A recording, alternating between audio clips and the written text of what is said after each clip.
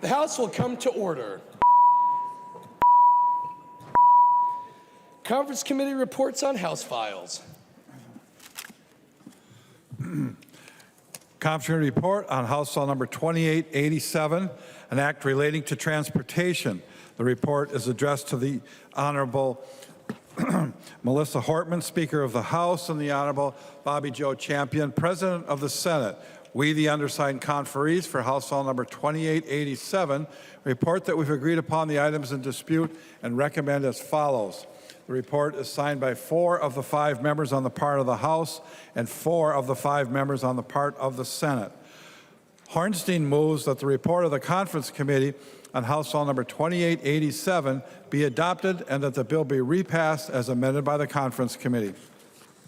I recognize the author, the member from Hennepin, Representative Hornstein, who will explain the report. Good afternoon. Thank you very much, Mr. Speaker and members. Before we get into the debate about the bill, I did want to thank a number of people that have been so instrumental in getting us to where we are today. We have an incredible staff. I know I mentioned them when the bill came off the floor, and I have to say that I respect them even more after what we have done these last couple weeks together. So our fiscal analyst for transportation is Andy Lee. Our research analyst is Matt Burris. They continue to amaze me every day.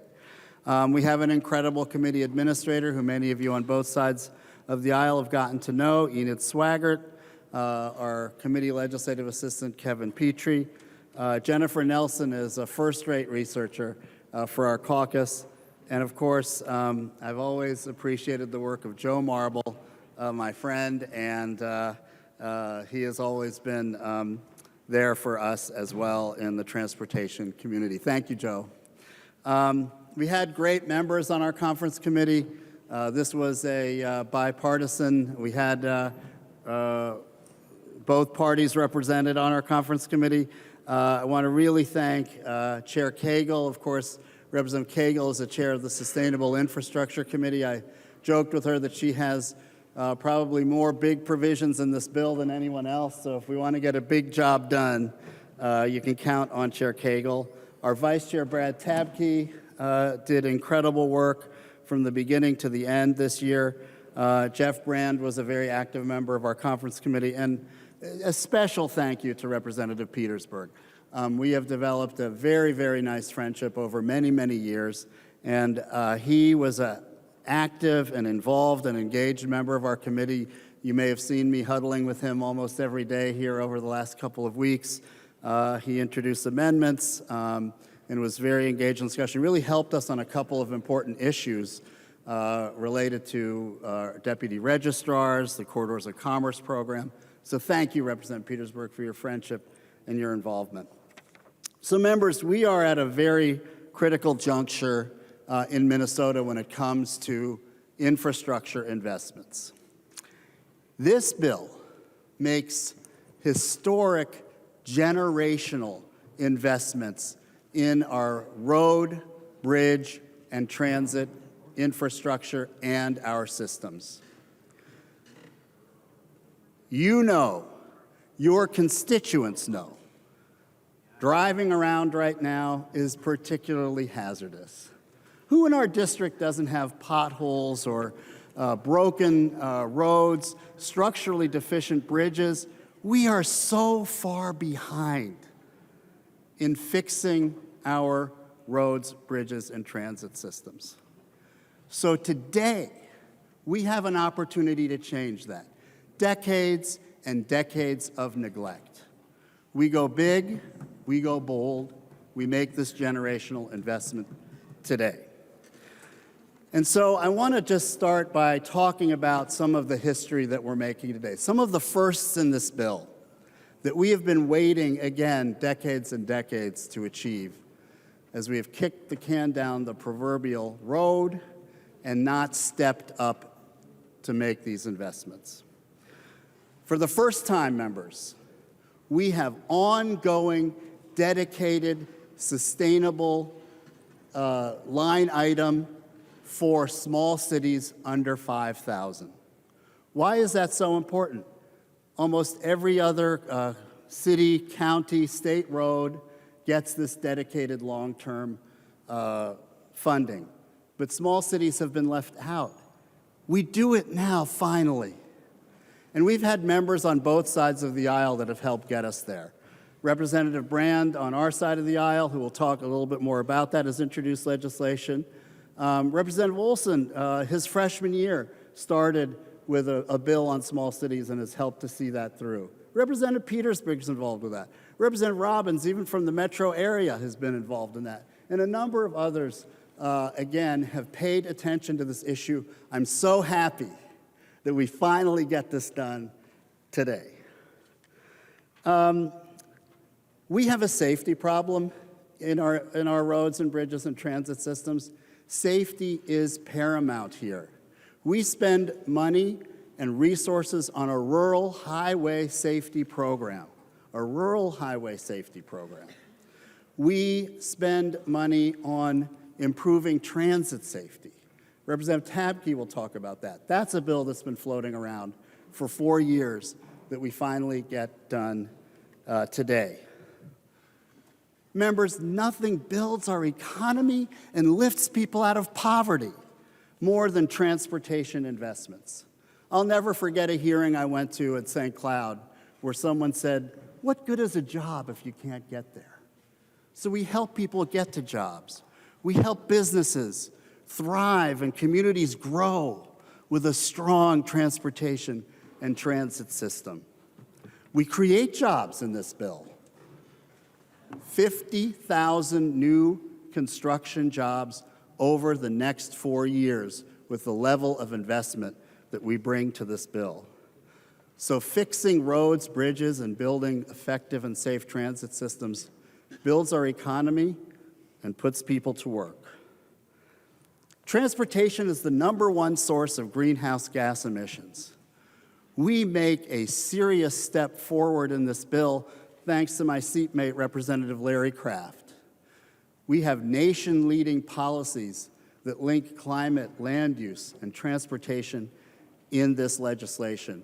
And of course, our investments in transit are one of the most effective ways to address the climate crisis and move people around. And I'll say something about transit. The transit investments we make are forward-looking. We invest in microtransit, and we've had several members, including Representative Quam, who's been a leader on this. This is the last mile traveled. The bus drops you off. You need to go a mile or two. We have a van that can pick you up and get you to your destination. That is the future of transportation. We make a big investment in that form of transit in this bill, as well as arterial buses. This is something we agree with on both sides of the aisle. Rapid buses on busy streets, whether it's in greater Minnesota cities or here in the metro area. That's a priority in this bill. And so, members, when it comes to safety, opportunity, jobs, climate, equity, this bill does it all. And there's so many things we do in transportation. I know Representative Nash and I have had conversations about deputy registrars. We address many of their concerns in this bill. We have many deputy registrars, each of us in our districts. That's something that gets attention. And finally, I wanted to thank Representative Torkelson.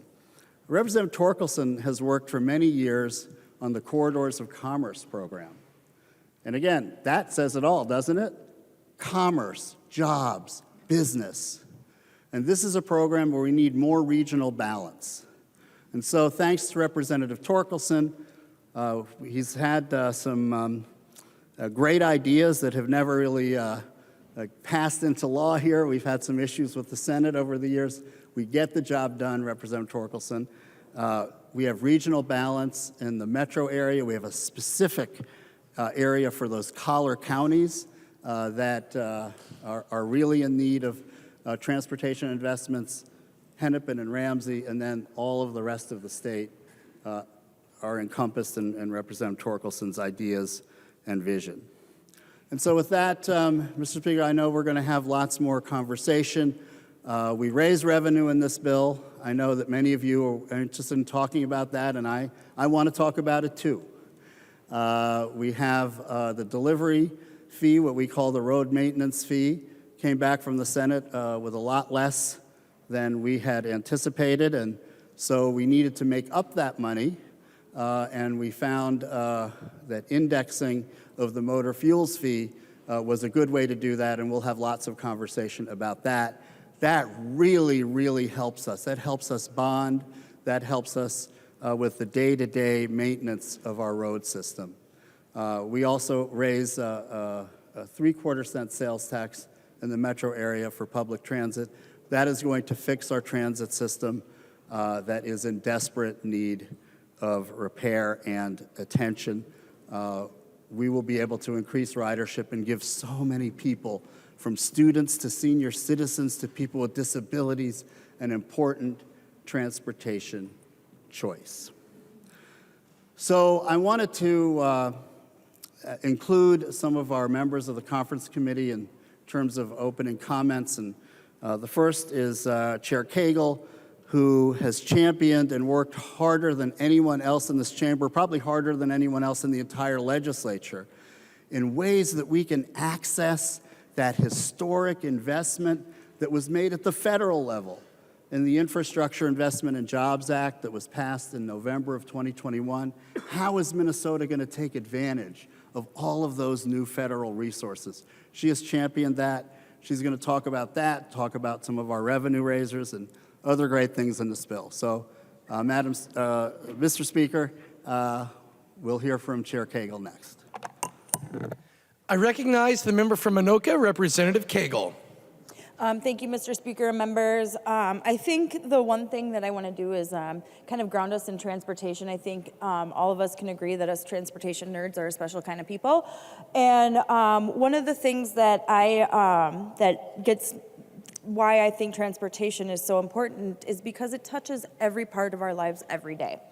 You can be sitting in your basement, working from home, have your food delivered, have your groceries delivered, have your clothes, everything can come right to you. No matter what we do, our daily lives are impacted by our transportation system.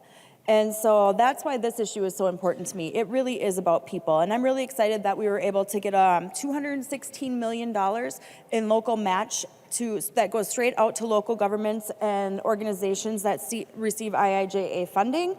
There's also $2 million in this bill for our locals to get technical assistance. And I think one of the things that we've heard from our locals is that it's difficult to apply for these federal grants. And a lot of our smaller communities don't have the capacity to do that. And so we've also partnered with the U of M to really take a deep dive into small communities, get assistance out there to make sure that they're able to qualify for these federal funding projects, and that the projects that they're putting forward are the very best and most competitive projects that we can put out there. So we're also getting the Northern Lights Expressway. I want to thank all my Duluth friends. I was born in Duluth, and my dad still lives up in Castle Danger, and so my grandma's still up in Silver Bay, and I went to school in Duluth, and I love that city. I love that city. And so I'm so excited that we're going to be able to get the Northern Lights Expressway up to Duluth. And according to the Duluth News Tribune, I was cruising the internet last night looking at Duluth News Tribune, and then they'll have high quality train service between the Twin Cities and Duluth that generations of Minnesotans will enjoy and benefit from. And then at the 4-to-1 federal match, our $194 million in state funds would give the project nearly $1 billion. We're leveraging our state money for this project, and that's jobs. Those are good paying union jobs for Minnesotans. Another provision in this bill that I'm particularly proud of is the Sustainable Aviation Fuel program. And Sustainable Aviation Fuel, or SAF, is a biofuel used to power aircrafts that has similar properties to conventional jet fuel, but with a smaller carbon footprint. SAF can lower carbon intensity.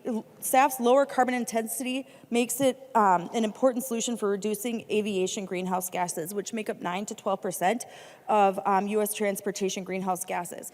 And planes are hard to decarbonize. Batteries are a little heavy. It's hard to get those things off the ground. But also SAF can help lower greenhouse emissions by growing, sourcing, and producing SAF from renewable and waste resources that can create economic opportunities for farmers, farming communities, and improve the environment, even boost aircraft performance. And so this is really a way for Minnesota farmers to, secure more benefits. And they, by growing biomass crops for SAF, American farmers can earn money during the off-season and providing feedstock to this new market while also securing benefits for their farms, like reducing nutrients loss and improving soil quality. The road maintenance fee is one that I worked on, the delivery fee, and that was, I'm a little disappointed on how it came back from the Senate, but I think it's one of those things that is a new revenue source that will go into the future, even though our gas tax hopefully will be declining in the future as we adopt to EV vehicles. But then on that, we have the indexing. We know gas is not going away anytime soon. I have a gas vehicle, my husband drives a gas vehicle, his work has a gas vehicle, our boats all run on gas. So gas is around for a while, and it's really the workhorse of our transportation system. And we haven't raised the gas tax since 2008. And we know how much products have increased as far as the cost. And so our MnDOT is really getting far less for their money than they had in the past. And so we're really making a huge investment in Minnesota. And these are good paying jobs. This is a way for people to get to work, to get to school. And that's really what this bill is about. This bill is connecting us to our communities in all parts of the state, and I'm extremely proud and really grateful to have worked with such amazing people on this committee, especially Chair Hornstein. I've learned so much from him and just really appreciate his impressions and all sorts of things about Representative Hornstein that I just have learned so much, and I very much appreciate it. And so I look forward to the debate, and thank you guys. Hope you can all support the bill. I recognize the member from Anoka, Representative West. Thank you, Mr. Speaker. This bill left with $25 million for Highway 65 from the general fund, went over to the Senate, where Senator Michael Kroon amended $56 million in trunk highway bonds. And I thought, wow, I couldn't believe he got that in. Now it comes back from conference with $68 million. So, finally, you're going to hear a little less whining about how awful Highway 65 is. The money we expect to get here and in the bonding bill, we'll get 99th, 105th, and 109th started. It's going to be a total nightmare for Blaine residents while that gets done, but finally, it's going to get done. So I'm very happy with how this bill came back from conference in that sense. There's some other issues that we'll get in, but finally, once all these roads are built, all these intersections are fixed, Highway 65 will not be a black eye for our state when we have the 1,168 teams come and visit the National Sports Center during the USA Cup. So, couple years away, and you can sail through to in around Blaine, and I encourage you all to come up. And I already know people are like, I didn't move into Blaine because I don't want to deal with Highway 65. Well, we're running out of space with 70,222 people, but we can take a few more. 3 years, about. Highway 65 will be a dream. Thank you. I recognize the member from Scott, Representative Tapke. Thank you very much, Mr. Speaker. I first want to reiterate some thanks. So there's been a ton of work that's gone into this bill. This is a generational bill that will change Minnesota forever and the better for our infrastructure, our roads and bridges, and transit throughout the entire state. It hits every single point in the state of Minnesota. I'm really, really proud of that. So first, thank you very much to Chair Hornstein and Chair Cagle for all their work to get us to this point, as well as our staff, Enid, Matt, Andy, and Jennifer for all the work that has been done to get us here. And so there are two main things I want to talk about today that is included in this bill. And so the first one is the policy bill. So we had worked on a lot of policy and some this includes a ton of policy from a lot of folks across the aisle and throughout. So it's got policy provisions from Representative Sensor-Mira. Thank you very much specifically to Representative Bjorn Olson for all the work that we did together for different reporting requirements and farm licenses and those pieces. Leader Damath is in here, Representative Elkins, Representative Hansen, Representative Petersburg, and Purcell. And so there are a lot of different policy provisions that will really help our state. And so we've got those in here, and then I'm extremely proud of all the work that has been done on transit safety. So we've known for a long time that there has been a major issue coming forward on the safety and the security of our transit system. And as we know, transit is a magnifier. It's a magnet for social issues that we have with regard to mental health, with regard to addiction and homelessness.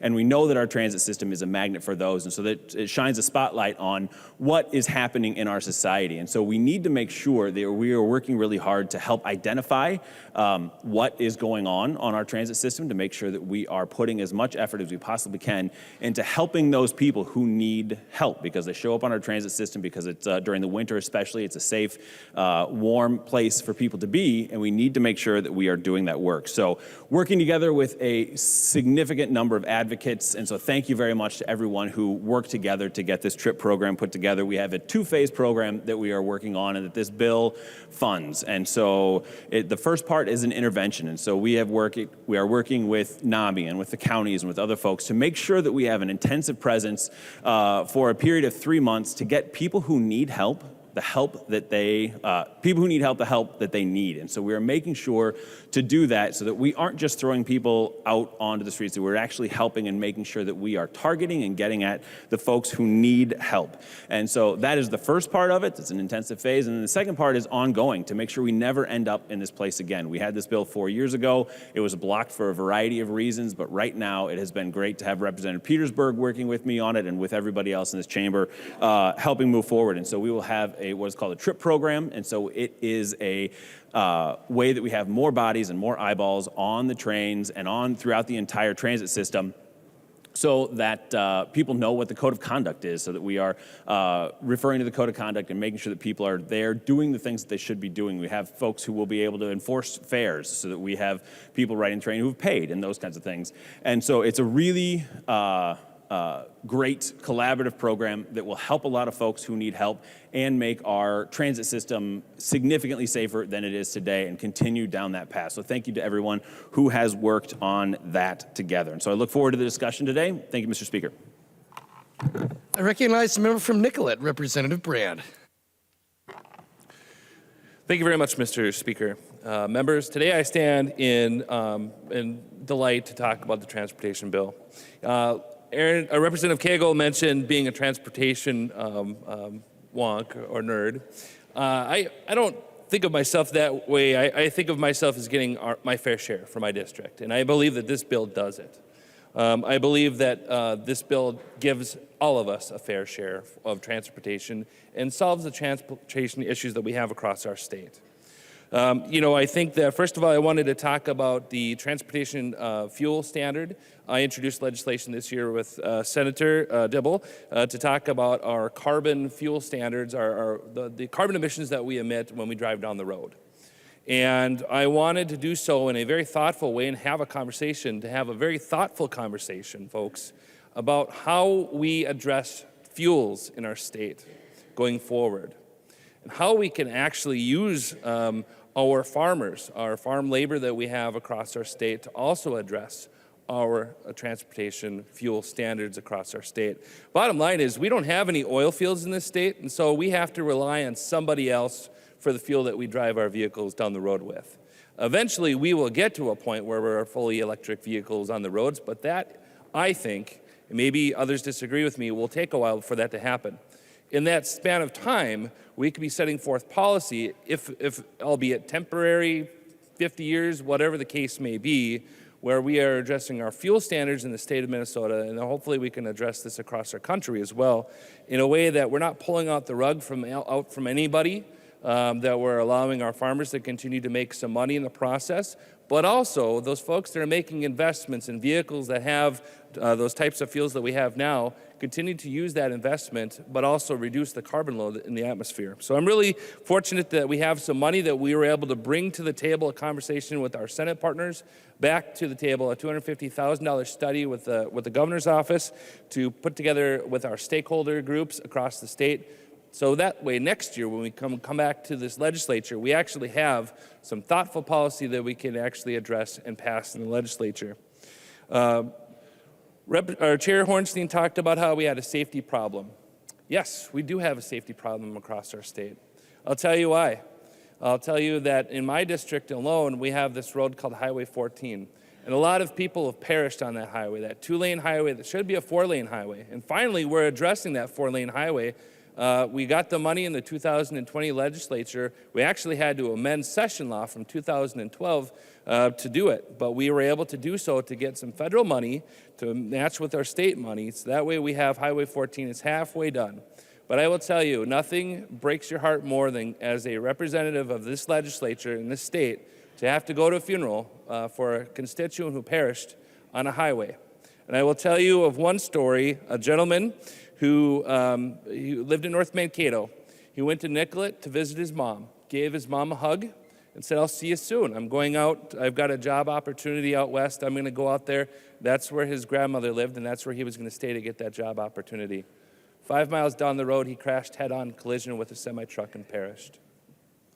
That's just one of the many issues that we have across our state when we talk about how we have a safety problem on our highways. How do we afford the fix to those problems if we don't actually address our funding dilemma? And I know sometimes it's a matter of history. The last time we actually passed a gas tax was in 2008. That was when a bridge fell and killed 13 people and scarred a lot of people's lives in the process. This year, we're actually going to index the gas tax to inflation, and it's not going to take a bridge or any other catastrophe to do it, rather just a trifecta. Political will to get this thing accomplished, the thing that should have been done a long time ago. So I thank you very much for having the opportunity to talk about that. Rail safety. This bill has a lot of challenges that we're addressing dealing with rail safety. I live a half a mile from a train, a railroad line that goes to Mankato from Shakopee. And in 2020, when I was a state representative, we had a part of the track was actually washed out. Well, those folks, those two people that were in that train didn't know it at the time, and it was in the middle of the night, and of course, you know, those lights that they have aren't adequate to address something that's immediately in front of you on a track.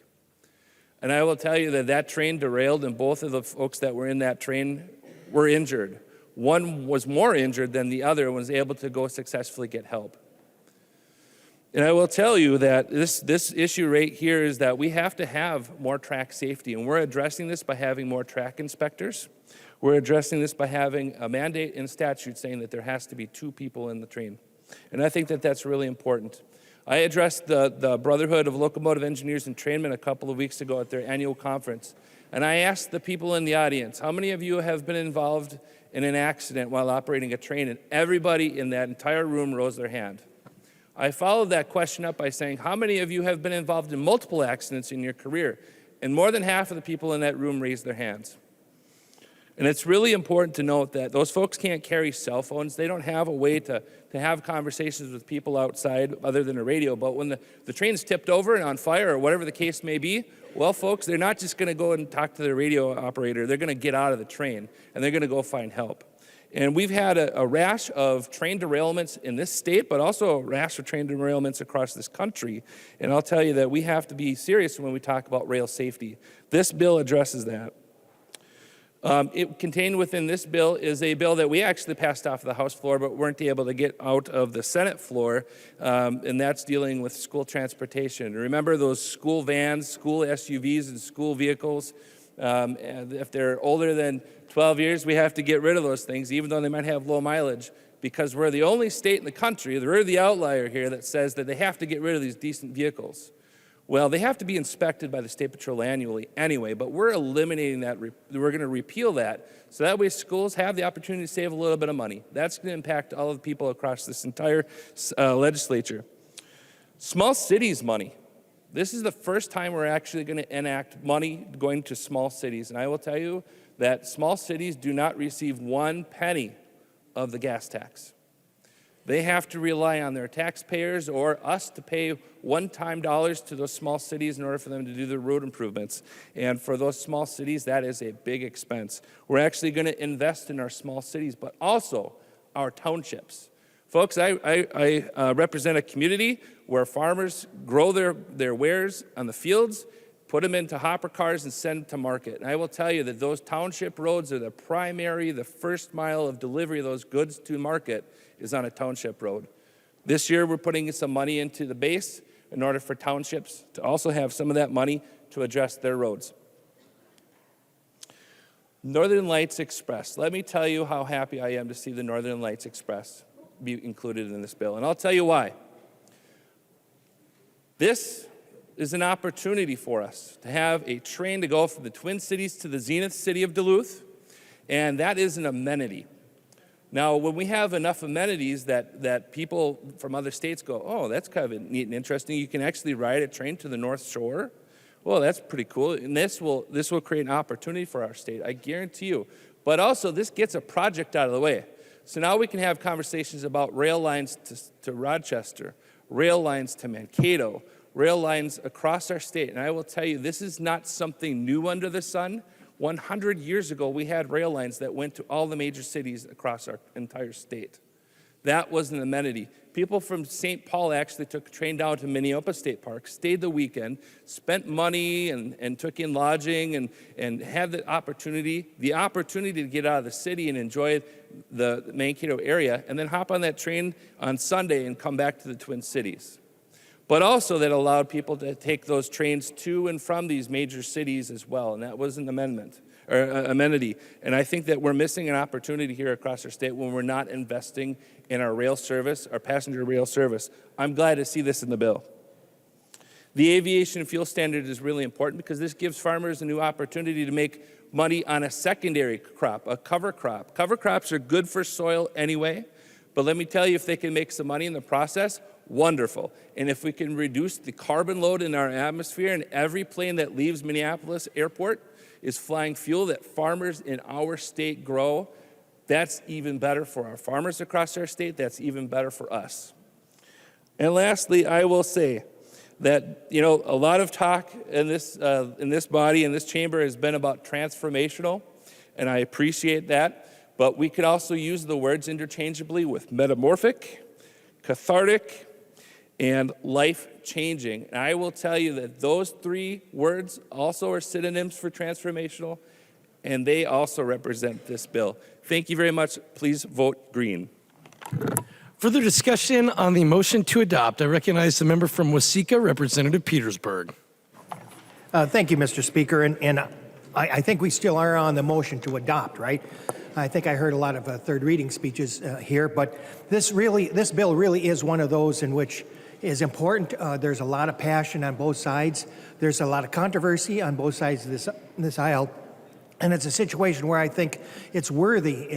This bill is expansive enough that I think it's worthy of a roll call. So I'd like a roll call on the motion to accept. Representative Petersburg requests a roll call vote. Seeing 15 hands, there will be a roll call vote. Representative Petersburg. Thank you. And of course, I think there's enough issues in this bill that I'm requesting a no vote, but I do appreciate all the good comments that Mr. Chair has. I feel the same way. We are a good team together, but sometimes we disagree. This happens to be one of those times. And so thank you, Mr. Speaker. Closing remarks, Representative Hornstein. Thanks, Mr. Speaker. I would advise a green vote. We have a good debate ahead of us and appreciate everyone's interest in this important issue. All those in favor of the motion please click your green button. The clerk will take the roll.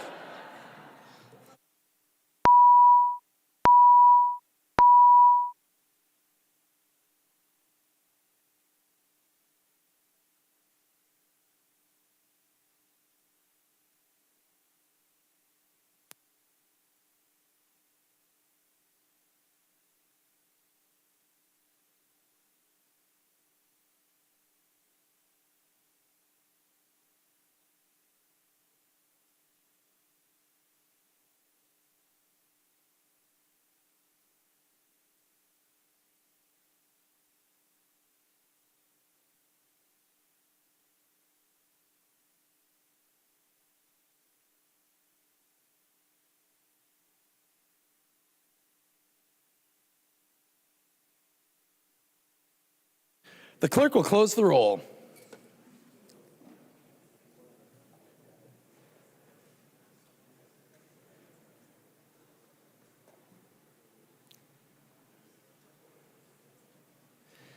There being 69 ayes and 58 nays, the motion prevails. The clerk will give the bill its third reading as amended by conference. Third reading, House File Number 2887, as amended by conference. Third reading as amended by conference. Discussion. I recognize the member from Sherburne, Representative Novotny. Members, yesterday I talked about how some people got the gold mine and the charities got the shaft. On the transportation bill, with a $17.5 billion surplus, we're going to raise taxes for transportation by $3.7 billion. When gas tax is going to be added to gas, it's already almost $4 a gallon, and we're adding a gas delivery fee. We're taking trains to nowhere. We're subsidizing more trains to nowhere. Members, it's really simple. This is a bill that takes money from people that are out working, that are driving trucks, that are getting the job done, and we're giving it to people that aren't paying for their transportation. So, just like yesterday, there are some people getting everybody's getting something. In this case, the truck drivers, the people that are like me going back and forth to work at the Capitol here every day and wouldn't be able to take a train even if it did work. We're getting the shaft. Thank you. Further discussion. I recognize the member from Anoka, Representative Norris. Thank you, Mr. Speaker. Members, in the local Blaine newspaper, every week they have a section called Looking Back. It's an opportunity for them to reprint articles from the past as kind of a fun way to look back at what was happening in Blaine in years gone by. And a couple months ago, one of the items in the Looking Back section was an article titled, Highway 65 Meeting Had Everyone on the Same Page. It talked about how community members had gathered together for a meeting to talk about the proposed upgrades of Highway 65. It even quoted the former mayor saying, quote, "We all agree that this needs to happen and needs to happen as soon as possible." The date on that article, members, February 28th, 2003. That's right, members. For more than 2 decades, people in my community have been concerned about Highway 65 and pledging that we need to do something. When I ran for office, I declared that inaction at the state level was going to be replaced by action. And today is a very big step in that direction. The $68.75 million for Highway 65 contained in this bill represents by far the most ever legislatively directed funding for this stretch of Highway 65. Since that 2003 article, the legislature has only earmarked $1.5 million for this stretch of Highway 65. This is the most dangerous stretch of highway in the entire metro area. It carries as much traffic as the parallel stretch of 35W, except with stoplights every half mile to mile. This historic funding in this bill, combined with anticipated funding in the capital investment bills, should allow us to begin getting shovels in the ground on this project that many in Blaine started to doubt would ever happen. Now, a legislative victory of this size does not come as a result of just one person. So I want to take a moment to express my gratitude on behalf of my district to those to whom appreciation is due. Chair Hornstein, I want to thank you for putting up with my consistent pestering on Highway 65. I've tried to always stay just on the right side of annoying, and hopefully I hit my mark. But you've listened to the needs of my community. You even came to a town hall specifically focused on transportation to hear about this issue. I want to thank you for responding to the needs of our community and your vision to see that this plan for Highway 65 is about how we create a multimodal highway for the 21st century. Chair Cagle, I know that this project has been a labor of love for you. This stretch of highway used to be in your district, and now after redistricting, you represent an area just to the south, but even though you represent some new constituents, you haven't forgotten the needs of your old constituents. And it's been such a pleasure to partner with you. I appreciate your advocacy on the conference committee to work behind the scenes to make sure that we were able to finally get this funding over the hump. And I want to thank my DFL colleagues. It didn't take long for me to get to be known within our caucus as the Highway 65 guy. Over time, so many of you took a personal interest in making sure I was able to deliver on this for my community. I'm incredibly grateful that our caucus has elected to make this such a priority in this bill. Maybe it's just so you can hear me talk about something other than Highway 65, but words and dollars on a page don't become law without votes. And so on behalf of the people of Blaine and Lexington, thank you. Thank you for putting forward the votes to make possible this day that people have been talking about for 20 years. Thank you, Mr. Speaker. Further discussion. I recognize the member from Isanti, Representative Dowd. Thank you, Mr. Speaker, and members. Appreciate the opportunity to speak on the transportation bill today. This is, and Representative Hornstein, I have to say, you are one of the nicest and best people here in the legislature, so please don't take anything that I'm about to say personally.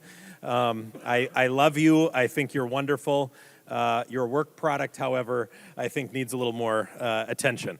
No, I'm teasing you a little bit. I do appreciate working with you, and you are always willing to listen when needs arise.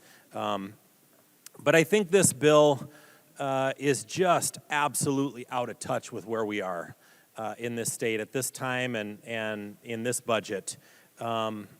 Yesterday, I stood on the House floor and said that Democrats were passing a bill that was the largest tax increase in state history. That record stood for 24, not even 24 hours, because we passed it in the evening last night. This bill is the largest tax increase in state history. New record holder right here. And I'll remind folks at home, and I appreciate Representative Hornstein's comments and others about the condition of our roads and how they need the attention and the potholes. Don't let them lie to you.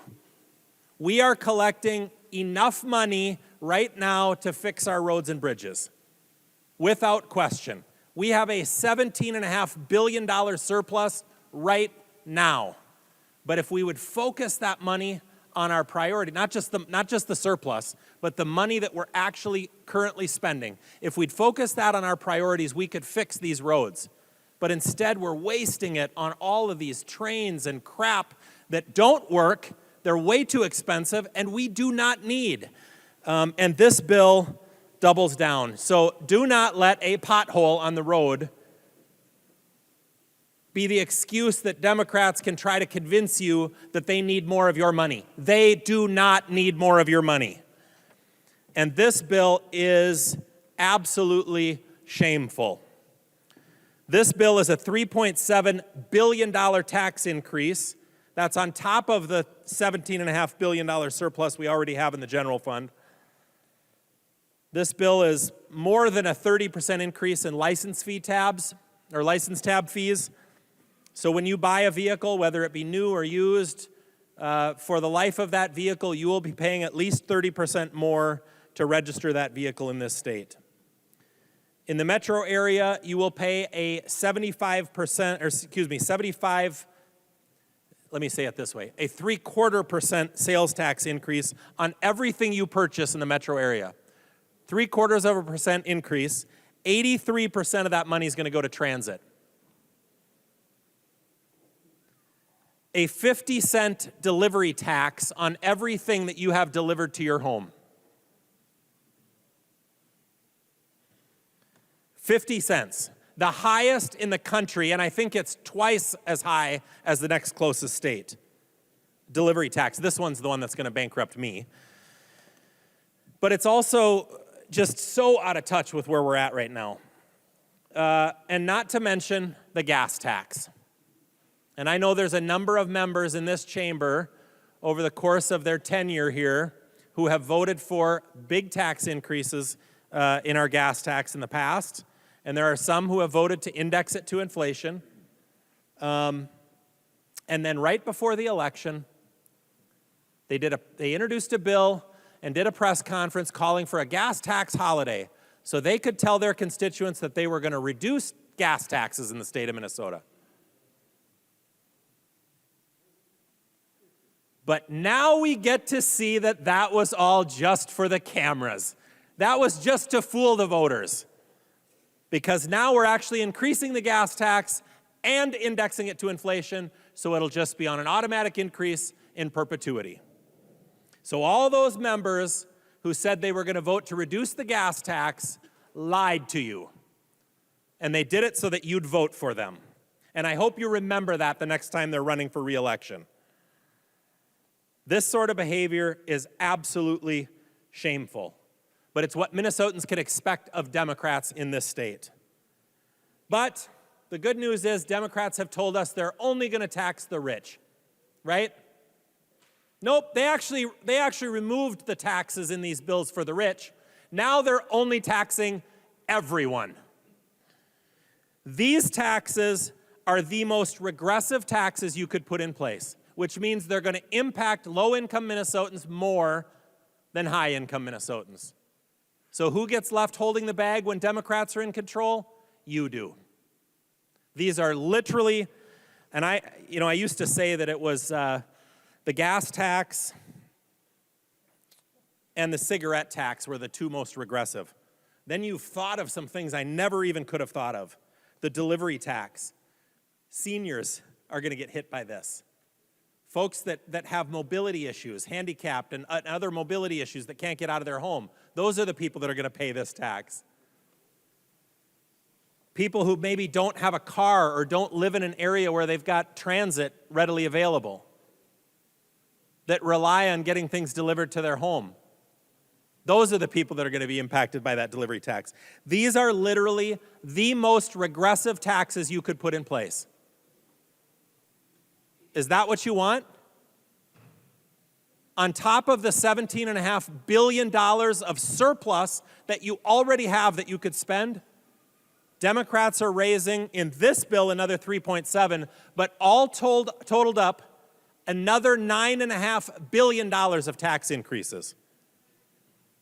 Many of them the most regressive tax increases you can put in place.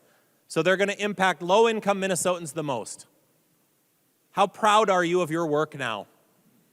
You couldn't just say no to a few people? Like, you know what? Maybe we don't need to increase the spending in this budget by 27%. Maybe we could get by with just, 8%, which probably is still too much. Or maybe we could take the money we already collect and we could use it much more efficiently and effectively instead of wasting it on these rail projects to nowhere. I talked for years about North Star commuter rail up to St. Cloud, or not to St. Cloud, to Big Lake. I guess now this bill, maybe they're going to study expanding it to St. Cloud, so we're going to waste more money on that. And I used to say that somebody who was buying a ticket, from Big Lake or Elk River or Anoka, that they were paying about $8 I think it's $4 per direction or $8 round trip. I might be wrong on that. And that price might be 10 years ago. I don't remember. But they were paying, I think, about $8 round trip. And the state was paying $44 per person as the subsidy each way, or $88 round trip. So we're paying the state, this was 10 years ago. We were paying $88 per person per day to transport somebody to their job. $88. We could have leased every one of those people a brand new Mercedes-Benz, paid for all of their gas, and still had money left over. That's how inefficient this train is, and that's how inefficient government is at solving problems. But it gets worse. That was 10 years ago. The ridership on this train has plummeted. It's actually close to $1,000 per person per day. And I'm not kidding. $1,000 per person per day to move somebody from their community into Minneapolis to go to work and back. We could lease a helicopter to pick them up in their yard and bring them to their office and then return them in the afternoon. That's how inefficient this program is. And what's Democrats' answer? Double down, we need more trains. I've given Frank a hard time in the past that if we love trains so much, I love trains, I do. I collect them. I have model trains at home. Frank, sometime I'm gonna show them to you. They're very cool. I love them. I'm a little bit of a kid at heart. But I get that fix out of my system at home playing with model trains that might cost me a couple $100 instead of a couple $100 million or $2 billion to build. This is not an experiment that this state can afford. And by the way, it's not really an experiment anymore. We know it's a failure. Trust me. We should shut the doors and walk away from Southwest Light Rail right now. Mark my words that I said that. If we walked away from it, shut it down right now, we'd be money ahead. I hope you all had a chance to look up the rail project in Hawaii that now isn't supposed to open until 2030 something. It actually has been under construction so long, they had to redesign it halfway through construction because the technology changed. And it's, I don't know, I think it's $13 billion over budget. Southwest Light Rail is now, I don't even have the number, at least $1 billion over budget and maybe more. $1 billion over budget. And how many years passed? 3 years overdue now? We're going to look like Hawaii soon without the weather. And you're going to wish you'd have, I warned you 4 years ago, 3 years ago, 2 years ago, a year ago, and I'm warning you now. Cut your losses. It's that bad. And what are we going to do in this bill? We're going to double down on the blue line, the line that nobody wants. And we're going to invest money in the train to Duluth. And the train to Duluth, you know what the benefit of the train to Duluth is? If you want to get to Duluth and take more time than it takes to drive, the train will actually do that for you. So if you really don't care about your efficiency and you want it to take more time to get to Duluth than it would driving there, that train is the answer. Yep, $194 million. That's what we're spending. $1 billion total. It's an absolute waste of money. And at some point, somebody needs to stand up and say, you know what?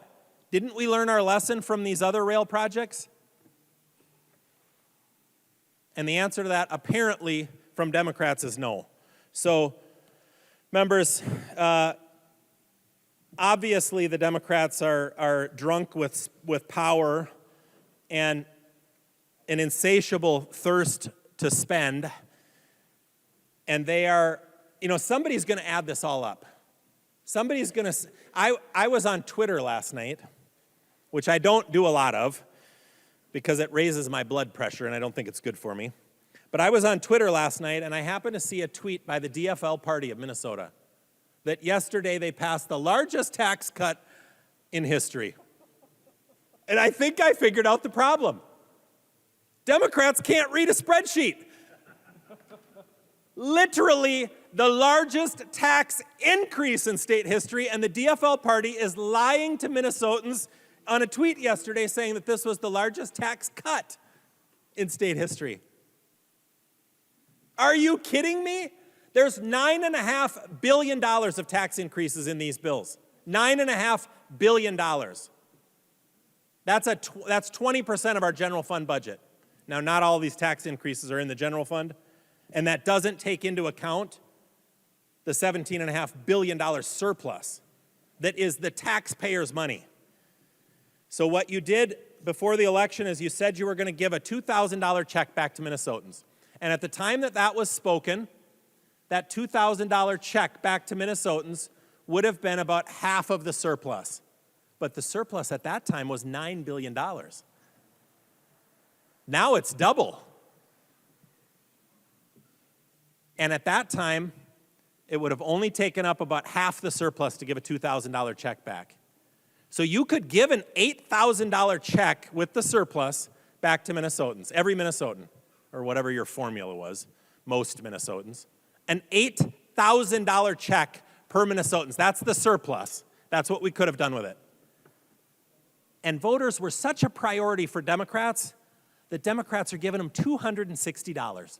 But you know what? Somebody's going to add it up. Somebody's going to add all of this stuff up and say, what is this going to cost the average Minnesotan? The ones that you tried to buy off with a $260 check. I'm going to get that number. I'll bet you Minnesotans are going to pay on average, well, I think we can kind of assume, right? Let's do a little math together. If $17 billion would have been an $8,000 check per Minnesotan, then adding another $9.5 billion of tax increases to get us to $17 billion would be $12,000 per Minnesotan. So you're going to give them $260, and you're going to take $12,000 per Minnesotan. Now, that's not all the tax increases. That's the surplus plus the tax increases. But the tax increases are $4,000 per Minnesotan, according to that quick back-of-napkin math. So you're giving them a $260 check in one pocket and patting them on the back and say, oh, you know, we appreciate you so much. We're just doing such great things here. We're going to give you $260. And out of the other pocket, you're taking $4,000 per person. In new tax increases, $4,000 per person. That's what you're doing.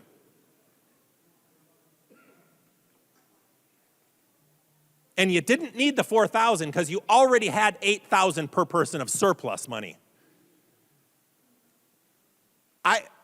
I might stop talking on the House floor, and I assume that'll get a round of applause, because it raises my blood pressure. You obviously don't listen. You have no shame.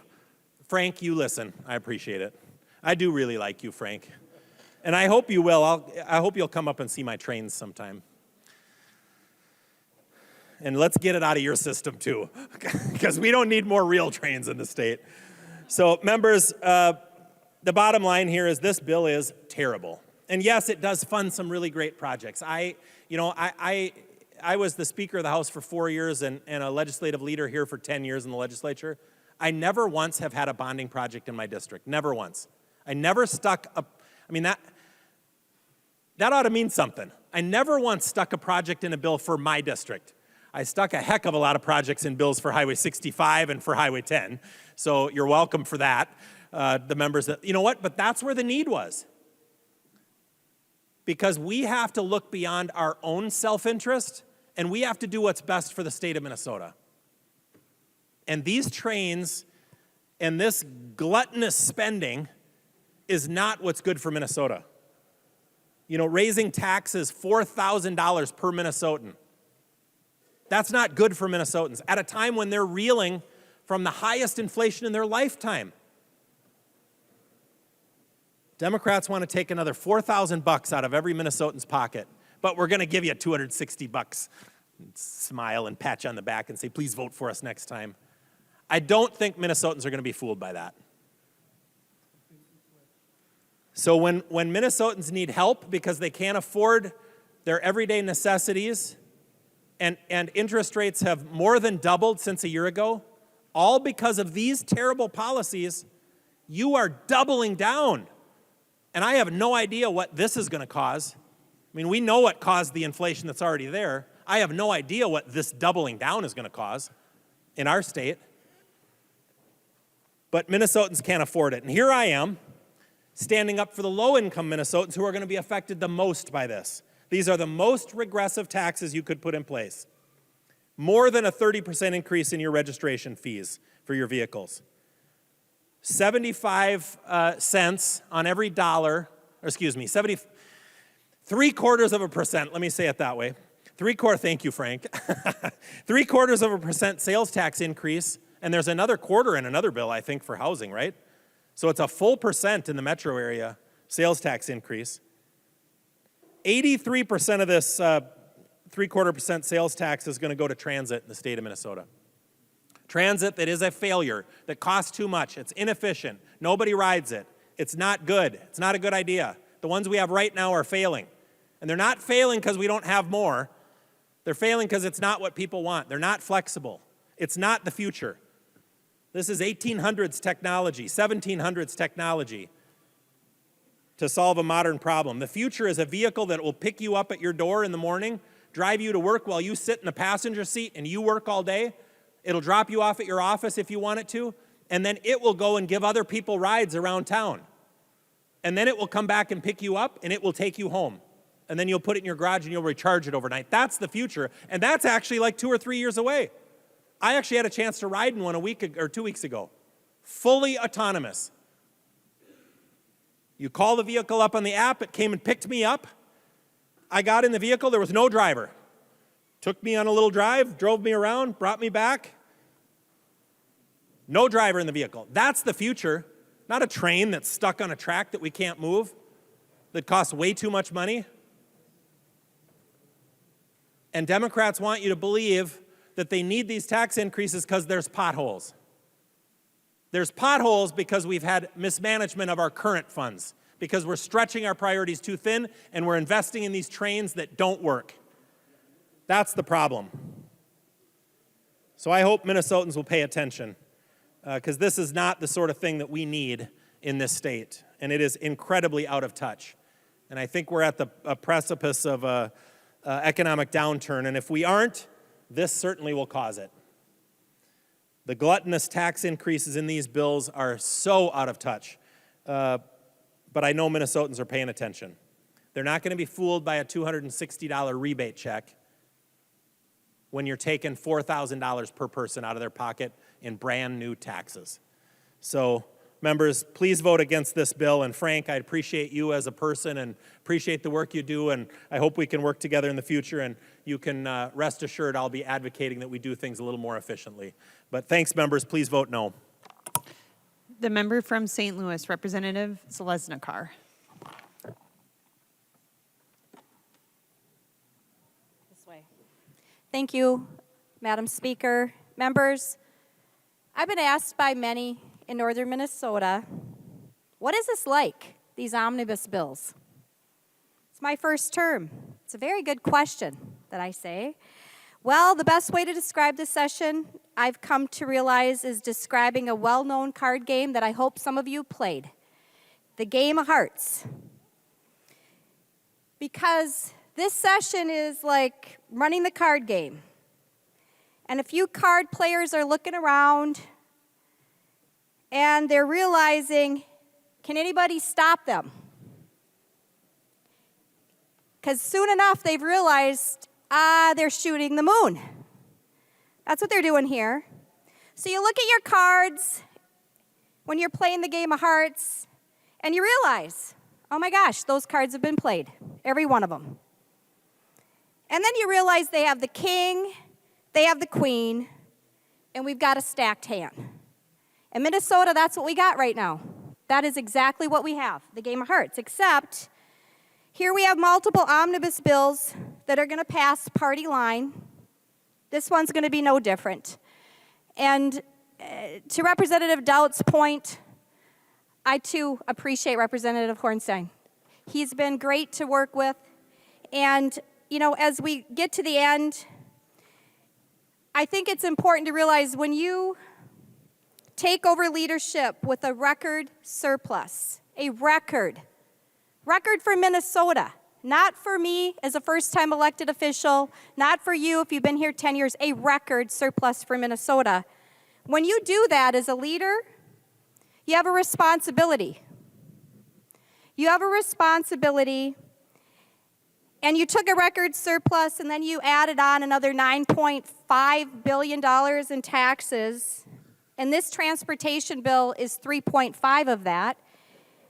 And it's cleverly called all kinds of things. Fees, registration increases. At the end of the day, it really means you're going to have less money. So one could say you played Minnesota's hearts. And it's going to look a lot different than the game of hearts. where you just you shot the moon. So Minnesota hearts are going to be broken, and why could that be?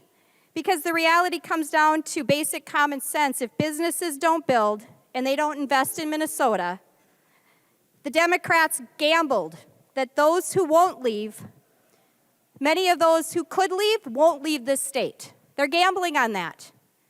The majority party is talking trains, planes, and automobiles. Planes, trains, and automobiles. I love that movie. It was a comedy.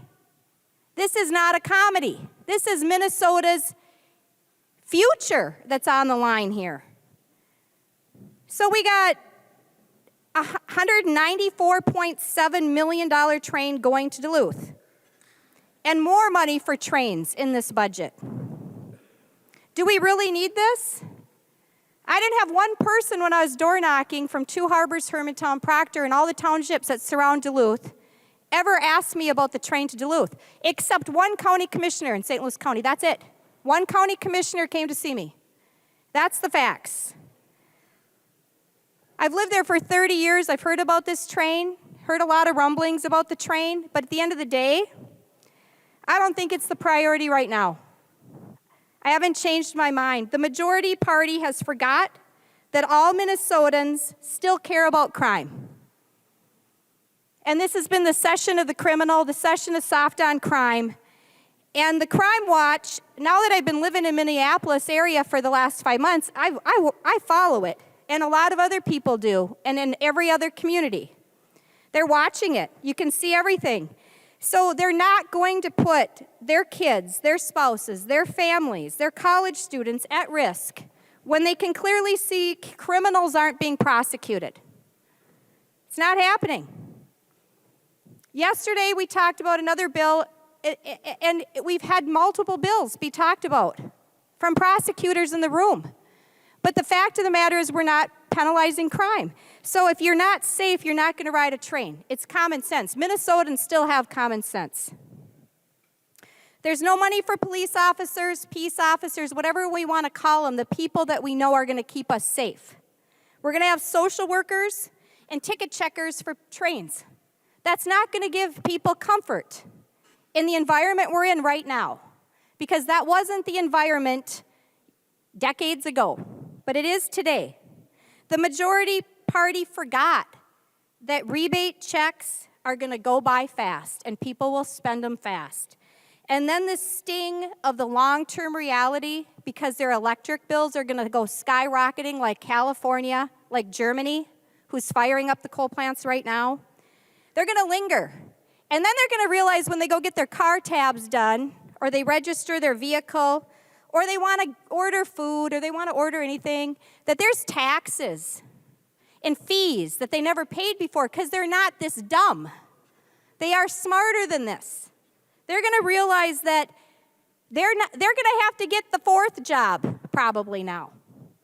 So we're not looking out for the low-income people. We're hurting them. We're hurting the elderly who are living on fixed incomes. We're hurting everybody. And it's gas tax, delivery tax, tabs, registration for your vehicle tax, whatever you want to call it, it's all going up. So the Senate just recently earmarked in this transportation bill, we have roads, bridges. It's all great. We've got billions of cash this year, people. Highway 61 is going to get the $11 million in the district I'm in. I'm thrilled about that. We should be doing basic things of the roads, the bridges, when you've got a $17.5 billion surplus. It's common sense. We can celebrate it, but at the end of the day, whoever is the leader, regardless of party, that's the right thing to do. Roads, bridges, it's all what everybody in Minnesota wants. Take care of those things. And I even think it's great we got a helicopter and a plane for the State Patrol. They need it too. So there goes the plane. I'm for that, for the record. Raising taxes when you shot the moon. That's the part that's problematic for me.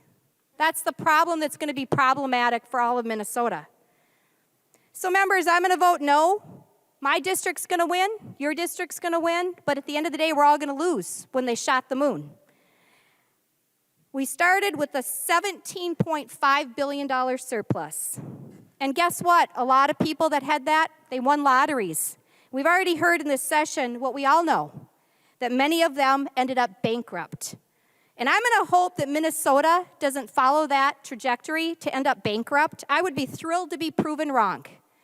And I will say if I was wrong. If we thrive as a business, it is best for Minnesota.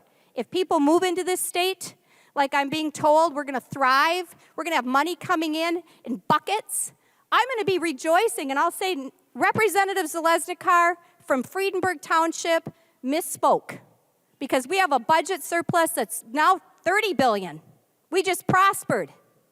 Kids are thriving, but unfortunately, I think we played craps. We just blew billions.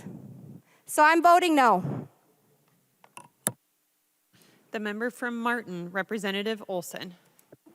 Thank you, Madam Speaker, members. I just got to tell a really quick story, and then I'll sit down quick. I knew that the state of Minnesota was in real trouble early this year. When I had just walked out of the tax committee, I went onto the second floor, so I thought I was in a safe place. I turned the corner, and I really loudly asked the question of my LA. I said, is there anything that the state of Minnesota doesn't already tax? And it turns out I wasn't really in a safe place, because one of my DFL colleagues was right there. They turned around, and they very loudly proclaimed, yeah, we don't tax we don't tax clothing. I think that's what they said. And I said, oh, but wait, we've actually made a decision, a conscious decision not to tax that. I'm talking about something completely new, something that's never been taxed before and never thought about. And their response, very concerning, was, well, if you think of one, let us know, and we'll tax it. I'm not kidding. That was the conversation. This is an insatiable appetite for raising taxes in the state of Minnesota, and it is a problem. It will become a problem. We are raising taxes on everything, to include things that I can't even imagine before I got here this year. The idea that we're going to tax delivery fees, which, remember, the vehicle that's delivering it has already paid a fee for the registration, it's already paid a fee for the gas, it's already paid the fee for the sales tax, but wait, we're raising the sales tax, we're raising the registration fee, we're raising the gas, and now we're raising a completely new concept here of a delivery fee. And we talk about all this, and this is the thing that I find so hilarious, is we talk about these regressive taxes, sales tax, the most regressive tax. And then I hear from the other side of the aisle, we don't like regressive taxes. And Minnesota's got some of the most progressive taxes in the country. And then people come in and they say, but the ends justify the means. We pick the pockets of the poorest, but the ends will justify the means. That's what I keep hearing. Members, I am incredibly concerned here. You should be concerned here, and it concerns me that you're not concerned here. Members, this is a punch in the nose and a punch in the gut for every Minnesotan. They will feel this, and they will feel it every day, because it's kind of like that meme from Star Wars. It's a trap. There's no way that you can get away with not paying this. There is no way. Just think about it. Sit at your home and do nothing. You still can't get away without paying this tax. I mean, let's be real. Income tax. If you don't want to pay income tax, we have a lot of people who don't. You just don't need to work, or just don't make enough money to pay income tax. That's a way out if you don't want to pay the tax. But you have constructed something that is impossible to not have to pay. So if that's your goal, congratulations, you've done it. This is a trap. It will hurt Minnesotans. If we have 12 cents in our pockets at the end of the day, we may have just one. Members, vote no for this. Because Minnesotans, although we talk about all the roads that we want and all the potholes that we want to fill, if we had a little less taxes, we could have a little less spending, and I think everyone would be okay at the end. Because in this instance, I don't think we'll be okay. Members, please vote no. The member from Hennepin, Representative Kraft. Thank you, Madam Speaker. First, I want to thank Chair Hornstein and all the members of the conference committee. This bill. It's a great bill, and it's a courageous bill. You didn't have a situation where there's a surplus. There's actually a structural deficit in transportation. And I, for one, didn't come to this legislature to push away hard problems. So thank you for your leadership. I'm going to focus most of my comments now on the area of reducing transportation greenhouse gas emissions and addressing climate change. There are 3 points that I want to make. Number one, transportation emissions are the #1 source of greenhouse gas emissions in Minnesota. 2, to address them long term, we have to think differently, and doing so has enormous benefits.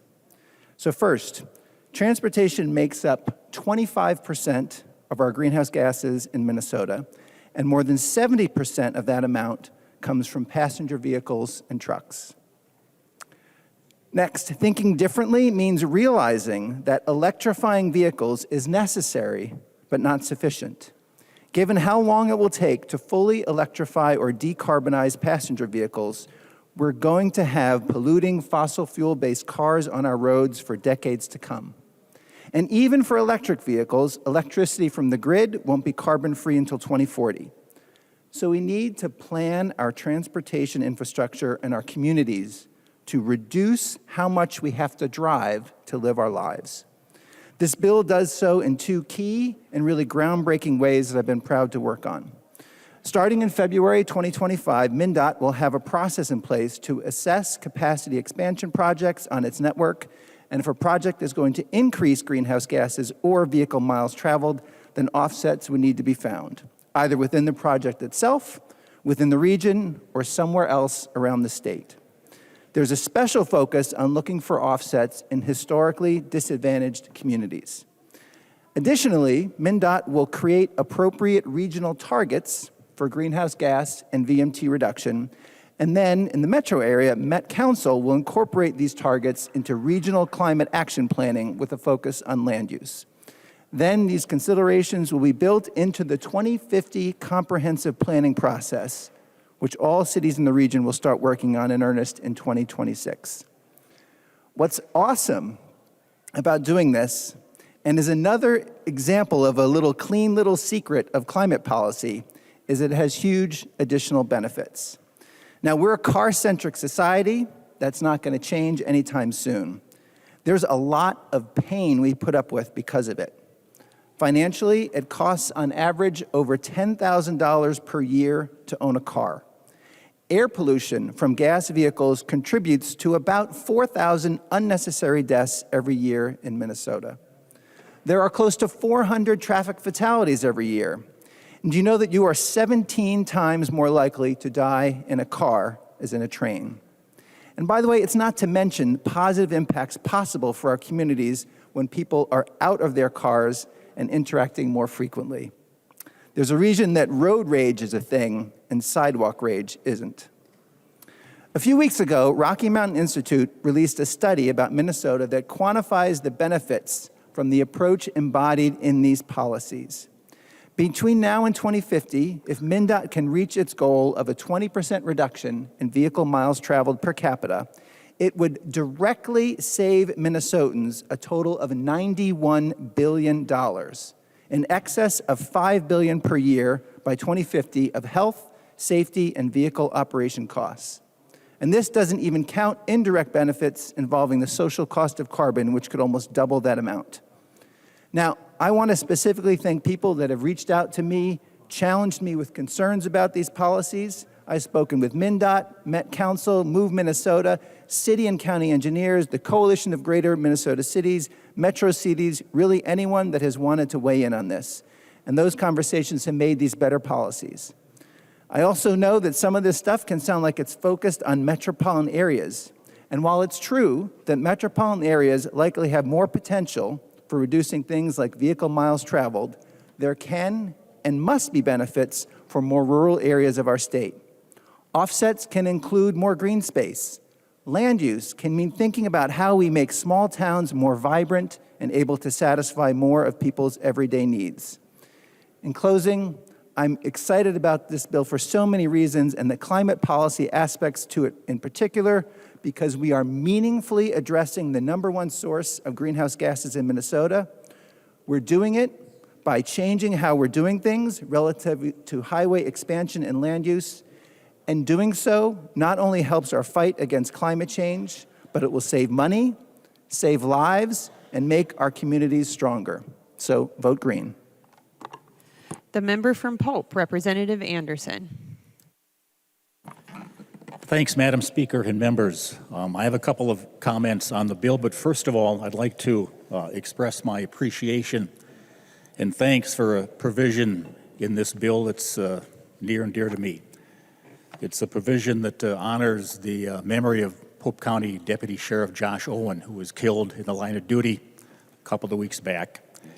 And there was such an outpouring of support for his family, and it was just amazing. And shortly after the funeral, there were comments made, questions asked, what can we do to honor his memory? And the idea that folks came up with was to name an overpass just north of Glenwood in his memory.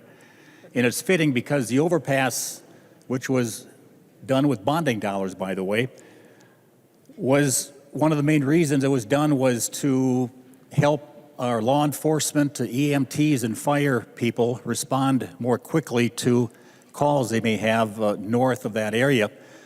Because in Glenwood, it's a major rail line for the CP rail, and the trains are put together and such, and trains are slowing down or speeding up going past this highway area. So the overpass was badly needed, and it's a safety aspect, so it's fitting to honor Josh Owen's memory by naming this overpass in his honor. So thanks to Chair Hornstein, Lead Petersburg, and the members of the conference committee for including this kind of a late addition, but again, appreciations to you. Now for comments on the transportation bill. You know, I've been here a while, and going back, I don't know, 6 or 7 years, we had what we called, half jokingly, the road ditch conflicts. Farmers wanting to mow road ditches, MnDOT saying, no, you can't without a permit and a special colored vest and things like that, liability insurance. That all kind of went away. There was a lot of stirring debate here on the House floor over those issues. Farmers had been mowing their ditches for years and years, and I think it was a situation of a solution looking for a problem. But my goodness, it's back again with a program called Habitat for Highways, $1 million in funding for fiscal year 2024. And I just have to ask members, in all seriousness, do you really want our road ditches to be wildlife habitat? It's not safe. You can have deer nesting in tall grass, or raccoons, or skunks, pheasants, whatever. A lot of wildlife in our rural areas. And if the ditches are not maintained, it provides cover. You can't see these things coming up. And motorcycle driving, for example, dangerous if deer are crossing, especially at night. So because of a safety aspect, and also farmers appreciate being able to get some feed and for their cattle and livestock operations. And I suspect MnDOT thinks it may be okay as well because it saves them some money. They don't have to take care of cutting these road ditches when the farmers take care of them themselves in the areas adjacent to their land. So again, just have to wonder why we're going back to the wars on ditch mowing when it seemed to be working itself out and working pretty well out in greater Minnesota.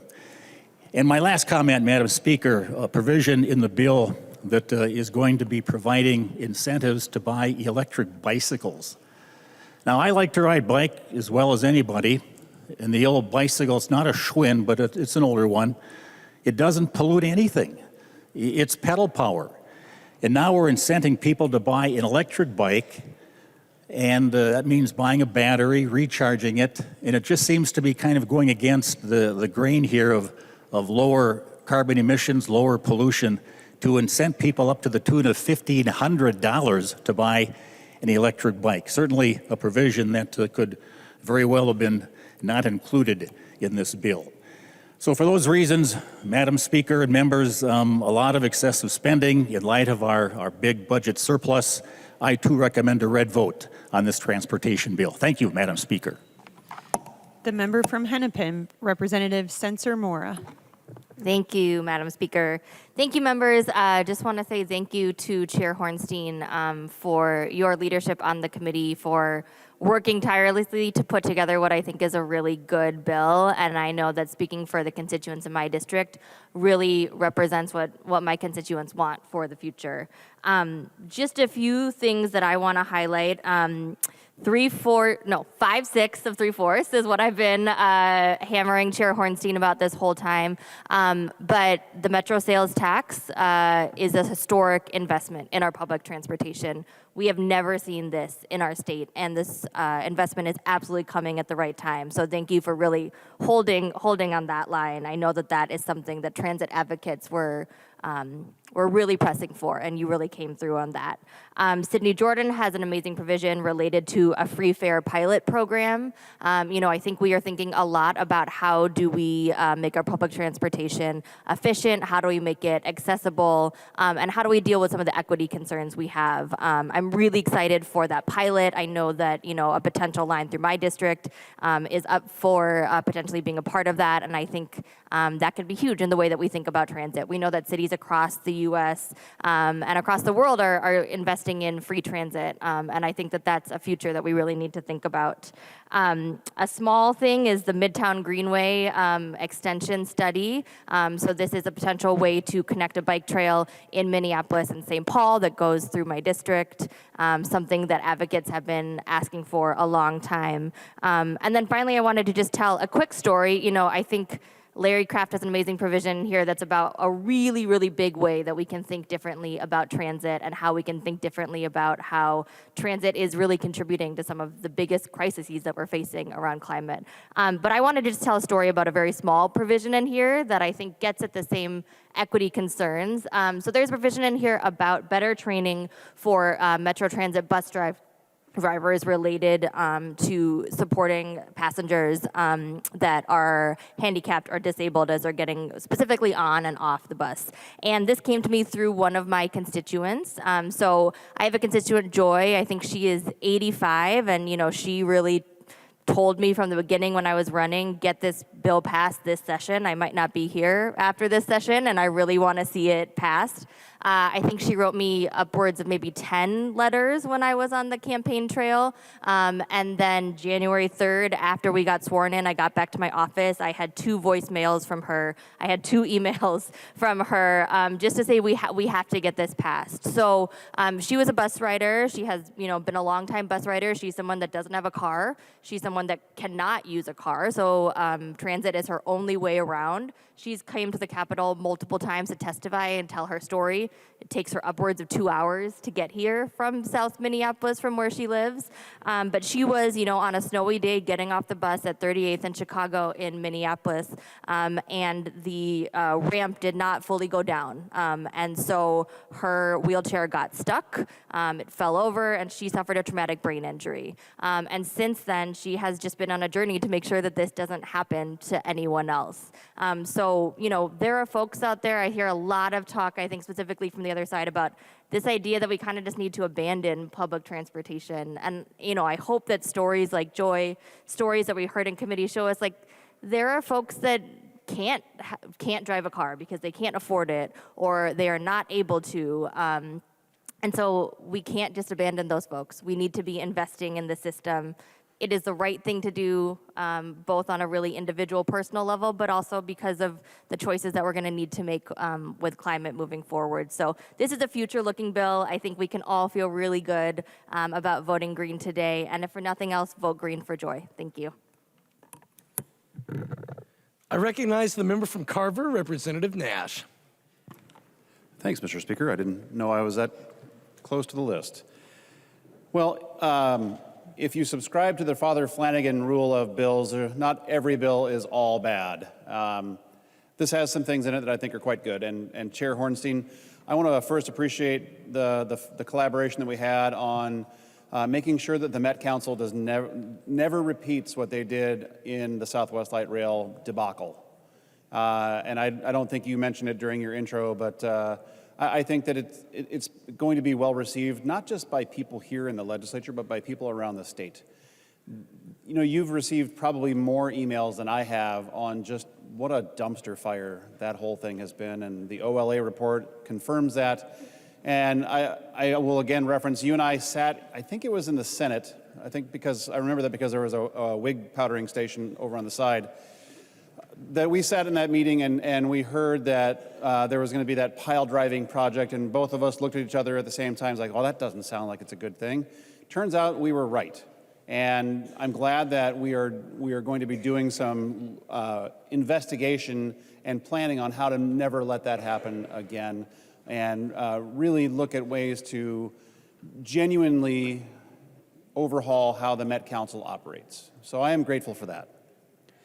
I will also say that I am grateful that I was able to work with you for 9 years now to impress upon you the need to invest in Carver County and Highway 5, and I'm grateful for that, and I think that's going to be a very good thing. So reminding people that there are roads outside of the 494 ring. I mean, for some of you that may be a shock, because there are, and I think that's a good thing. I am grateful that there are the corridors of commerce that you are investing in as well, because much like 212, and we've paid attention to 212 as of late, but there are needs for corridors of commerce that are not inside the 494 ring. However, I think it was Senator Rest that mentioned that today's DFL has an insatiable appetite for taxes, and then this bill is proof of that. There's a delivery tax, and there are gas taxes, and there are fees, and all sorts of other delightful things that get tucked into nooks and crannies in the bill. And that's going to be problematic in the long run. I think that the rolling number is $3.7 billion. Thank you, confirming $3.7 billion. I got it right. $3.7 billion in, you call it new revenue or revenue raisers. And just to level set that for people who are watching on TV on this beautiful Sunday when you could be outside, kudos to you for being at home watching this. They're not. Let's just be really honest, they're not. But when they watch this tomorrow, because they feel like getting depressed, they will realize that there is a lot of taxes. We're not just raising revenue, you're being taxed. That's it. Because when I was mayor, I would often take out my wallet, and because it borderlines on a prop, I won't. But all money that gets spent by government comes from someone's wallet. Either it's at the pump, or when something is delivered to your house, or any number of the other ways that you've got money getting tucked into this bill. That's problematic. And I sat and listened to Representative Kraft's presentation in state government finance, and I think then again in Ways and Means. But I want to talk about the bill that he has tucked in here, because I want to once again level set what that means. That the Met Council will have input and insight and sometimes oversight onto how cities move forward with their development plans. If this bill becomes law, the Met Council is going to have an opportunity to take away some local control and have veto power on whether zoning is done in a certain way based on how local leaders who were elected by the locals might choose to roll that out. That's in this bill. He just spoke lovingly and praising the existence of this in this bill, not 10 minutes ago.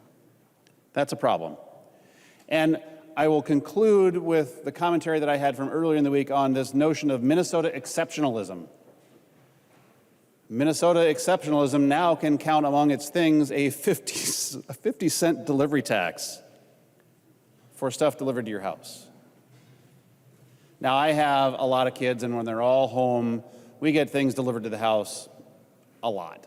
In fact, I think many of my daughters have, if they gave frequent flyer miles at delivery services like Amazon or Jimmy John's or other, they would have frequent flyer miles.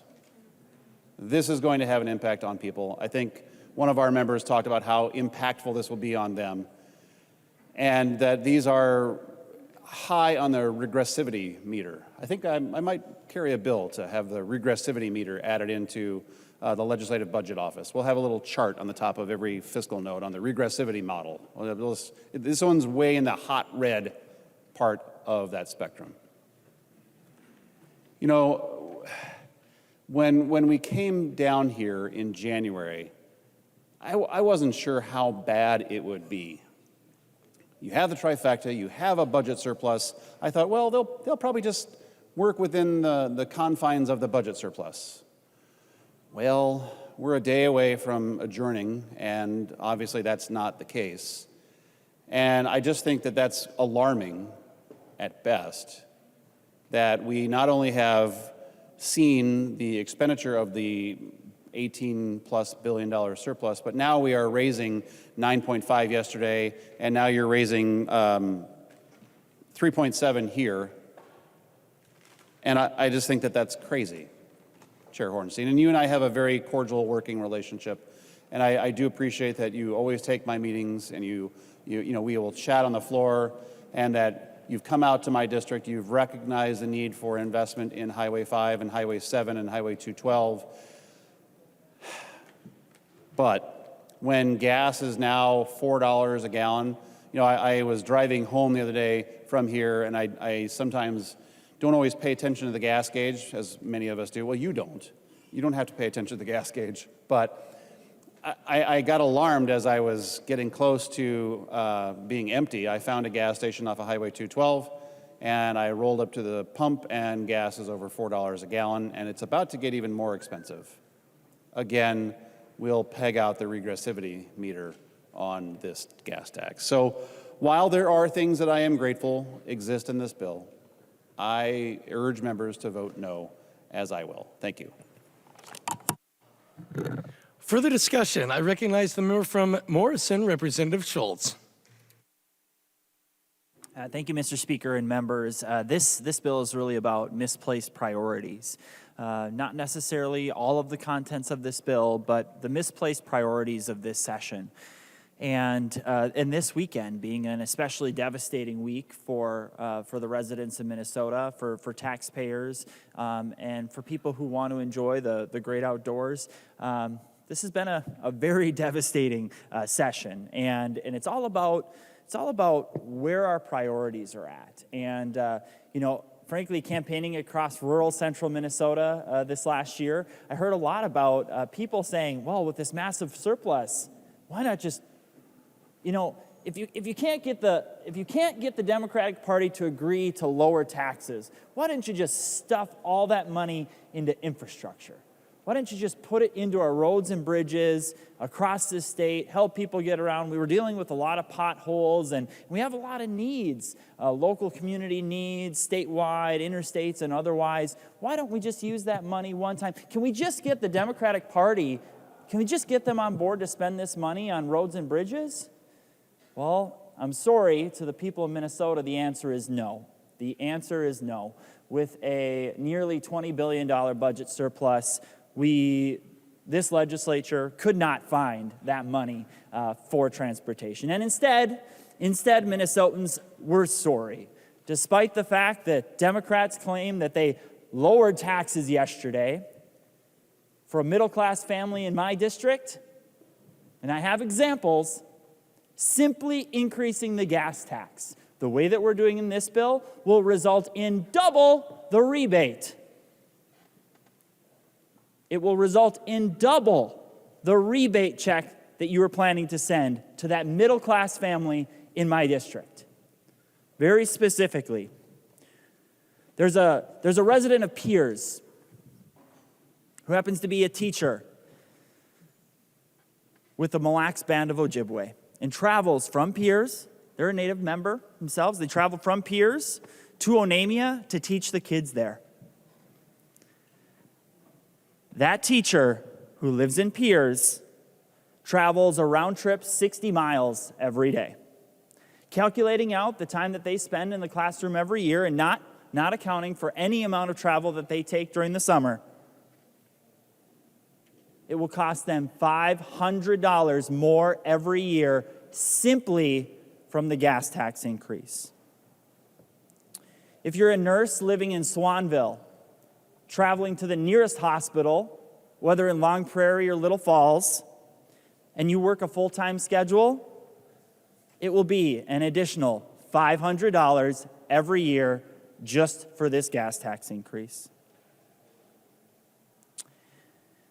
If you're a teacher's assistant and teacher aide, working in the classroom, helping our teachers, and then assisting in an additional amount as a community development director in Ogilvie, but you live in Elk River, it's an additional $562 every year with this gas tax increase. Because of the blackout bill passed this session, my constituents who currently go to work at Sherco and currently travel 90 miles to and from work every day, not only will they be losing their job, but before they lose their job, they will be paying an additional $1,125 per year. The union member that goes to work at Sherco. All of this, while the majority party in Minnesota passes bill after bill and budget item after budget item of wasteful government spending. I did some back of the napkin math on some of the most wasteful projects that we've seen this session, starting with a $500 million palace for politicians that no one could bring any amount of restraint to. And right next to that state office building, this bill places $25 million for a gold-plated road leading up to the state office building.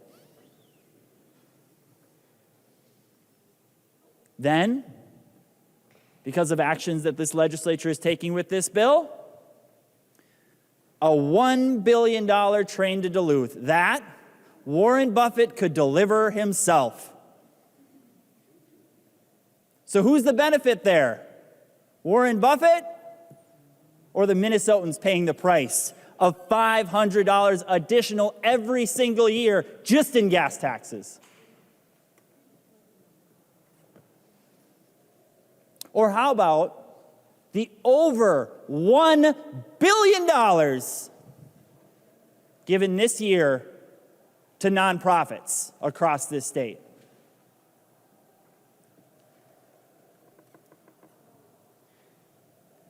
It's amazing, really, how the interest of state government could give $1 billion to nonprofits. These are misplaced priorities. Oh, and by the way, I haven't even mentioned that we're going to be raising tab fees and vehicle registration fees up to 36%. So, especially for the folks in my district, we're pretty modest. We might have a 5-year or older vehicle, like I do, a 2018 Chevy Impala, gets good gas mileage. But with this bill alone, the registration fee increase is over $85 more. $85. So on that very modest vehicle, with over 200,000 miles driven, by the way, the tab fee increase goes from $240 to $326 because of this bill.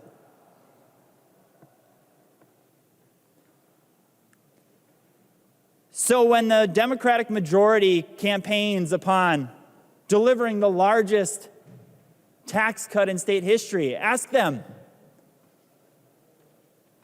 why are my car tab fees going up? Why is my gas tax going up? Why couldn't you prioritize roads and bridges with a near $20 billion budget surplus?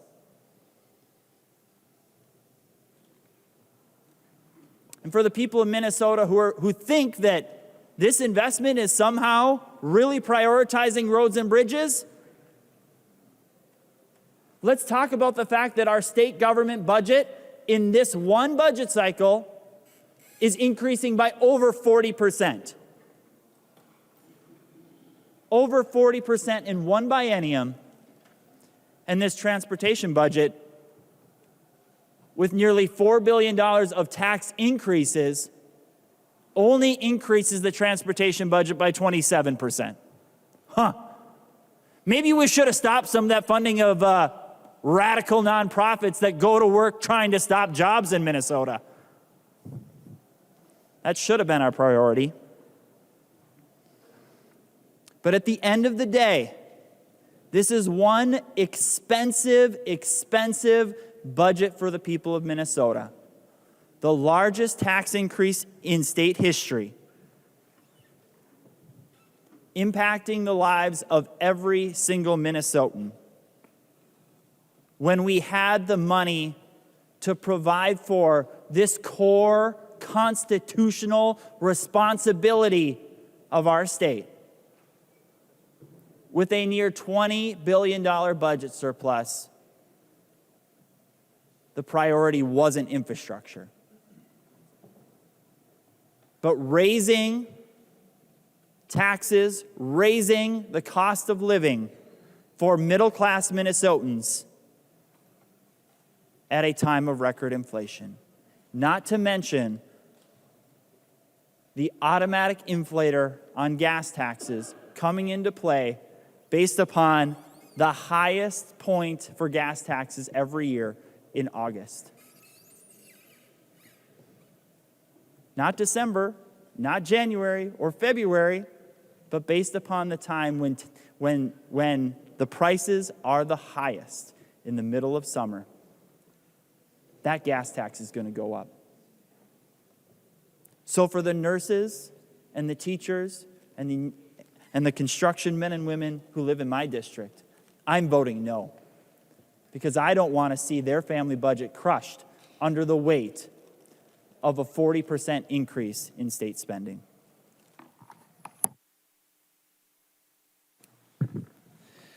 Further discussion. I recognize the member from Hennepin, Representative Elkins. Thank you, Mr. Speaker. I also want to congratulate Chair Hornstein on crafting the most comprehensive transportation bill in living memory. I don't think there's ever been a bill quite this comprehensive, even under the aegis of your mentor, Bernie leader. So congratulations. So I have a couple of provisions in this bill as well that illustrate that. One of them being what we have dubbed the Bill Dooley Bicycle Safety Act. This is a bill that I actually picked up from the retired Representative Connie Bernardi. When she retired last year, she didn't want to see her years of work on this issue go by the wayside, and she asked me to pick up where she left off, and so I'm very happy that we're getting this one across the finish line as well.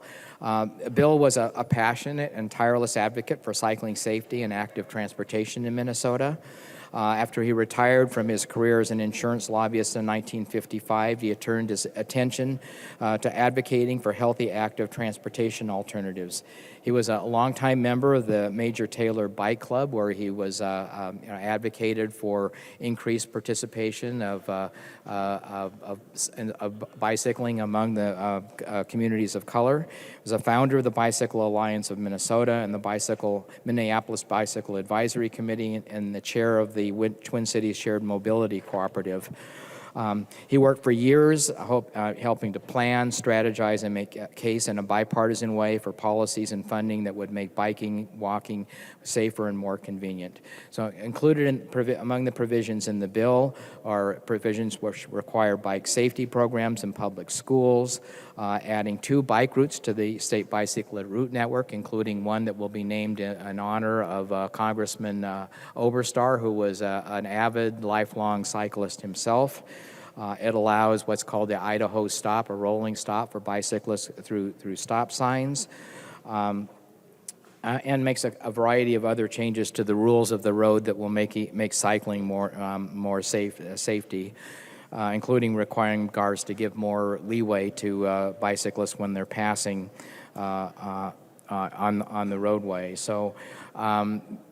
And I would like to, if he were here, to give a call out to Representative Lilly as well, because he has also advocated for years for bicycle safety as well. A second provision that I've been working on for the last 5 years, when I was a freshman, Chair Hornstein and then Senate Chair Newman assigned Senator Jasinski and I to pick up the cause of making sure that there was adequate funding for the state's deputy registrars.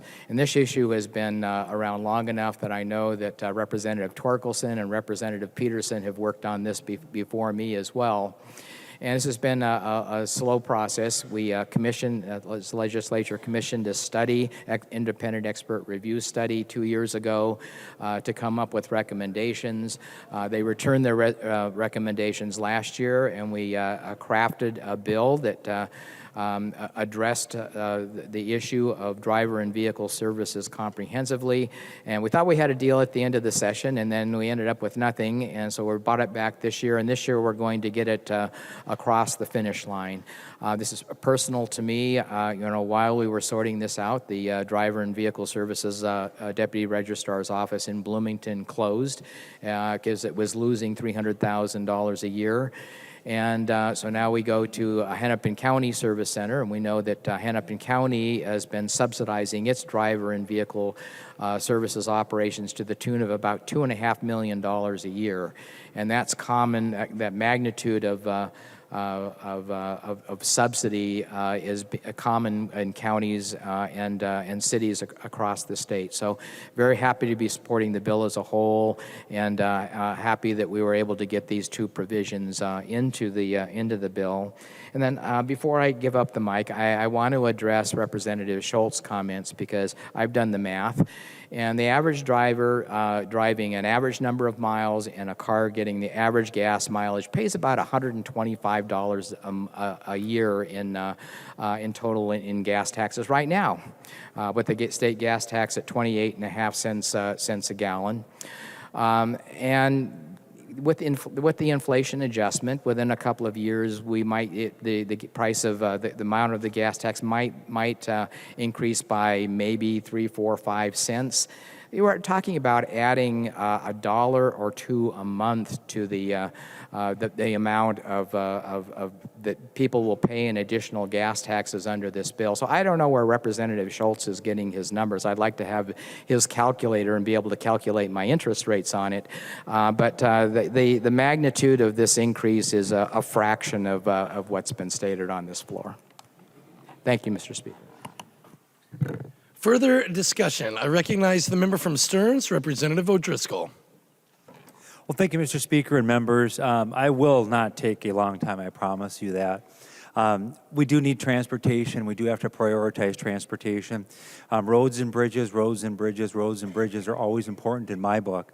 And I was just wondering, Mr. Speaker, if Ann New Brindley would yield to a question. She will yield, Representative O'Driscoll. Nope, she will not yield, Representative O'Driscoll. For the record, Ann New Brindley will not be speaking on this particular topic. Thank you, Mr. Speaker.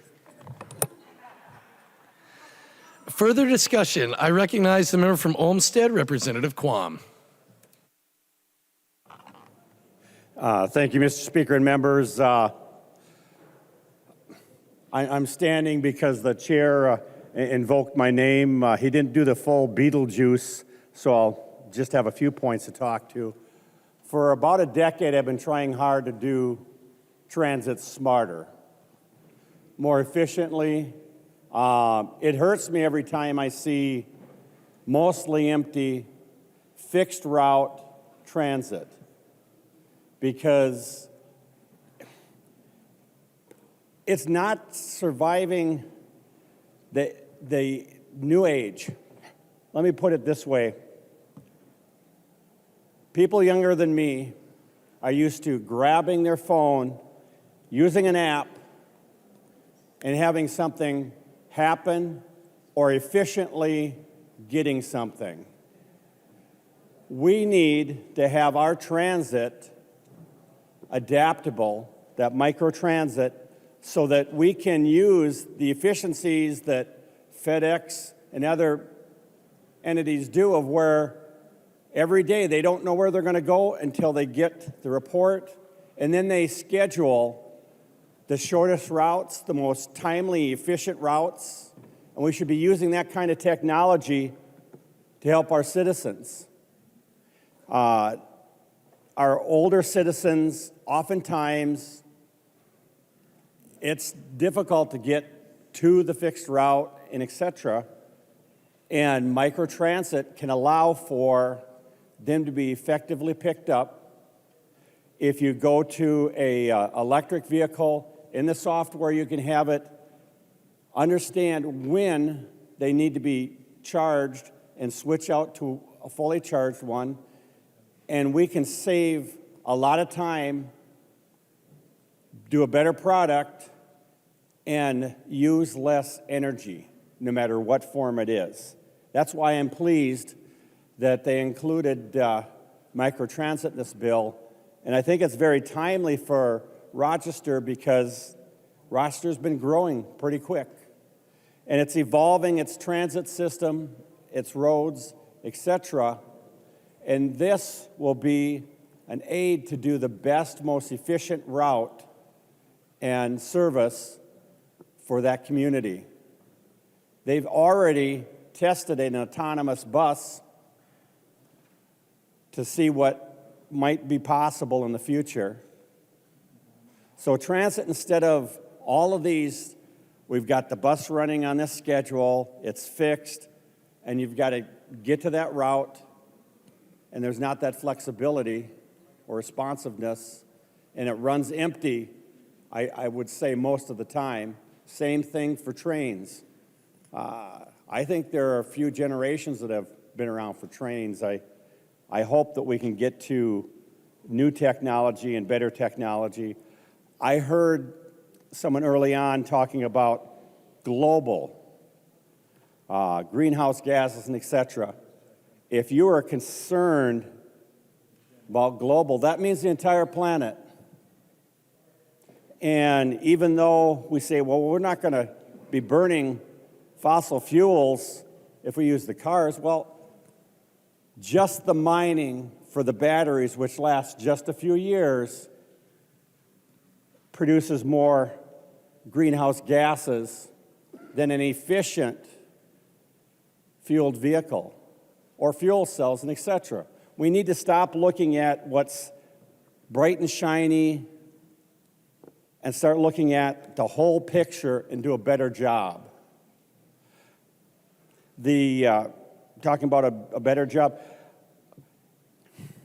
we should not have any FTEs needed to calculate what there should be a charge for electric vehicles. You take the total number of vehicles. It took me less than 2 minutes to get that number for the state of Minnesota.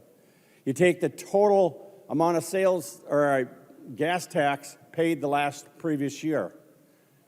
You divide one by the other, and that's the average, and you assign that for the electric vehicle as their appropriate proportionality to the gas tax contribution.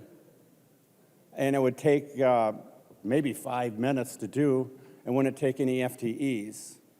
And the other thing is already downgraded because part of the total number of vehicles are electric and alternative. So it's already smaller than what the average would be. So we get creative in ways of assessing, but that'd be an easy way to do it. I think, it's $75 now or something? Last time I looked at, it's around $200 for if it was this calculation, and that'd be a fair assessment. Okay, for many hardworking citizens, I've had a lot of people talk to me about we've been saving and budgeting and we got a new car. And it was an exciting thing for the family.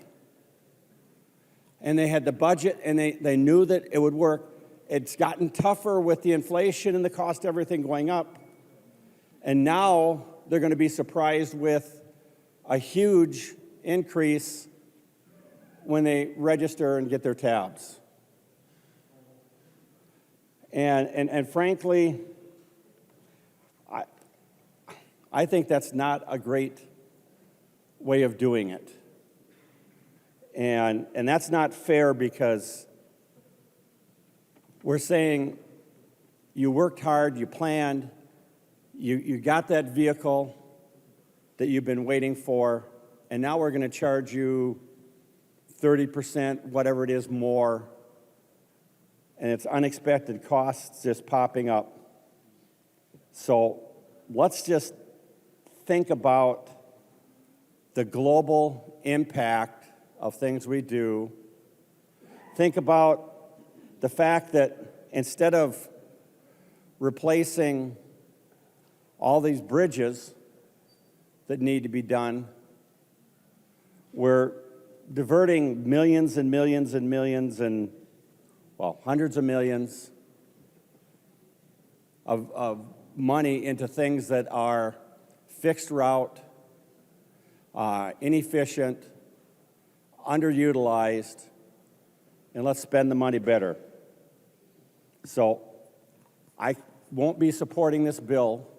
It's making some inroads into newer ways of doing it, but it's still not the right solution for our citizens. Thank you. I recognize the member from Hennepin, Representative Nadeau. Thank you, Mr. Speaker. Thank you, members. I wasn't going to talk on this, but I couldn't help myself.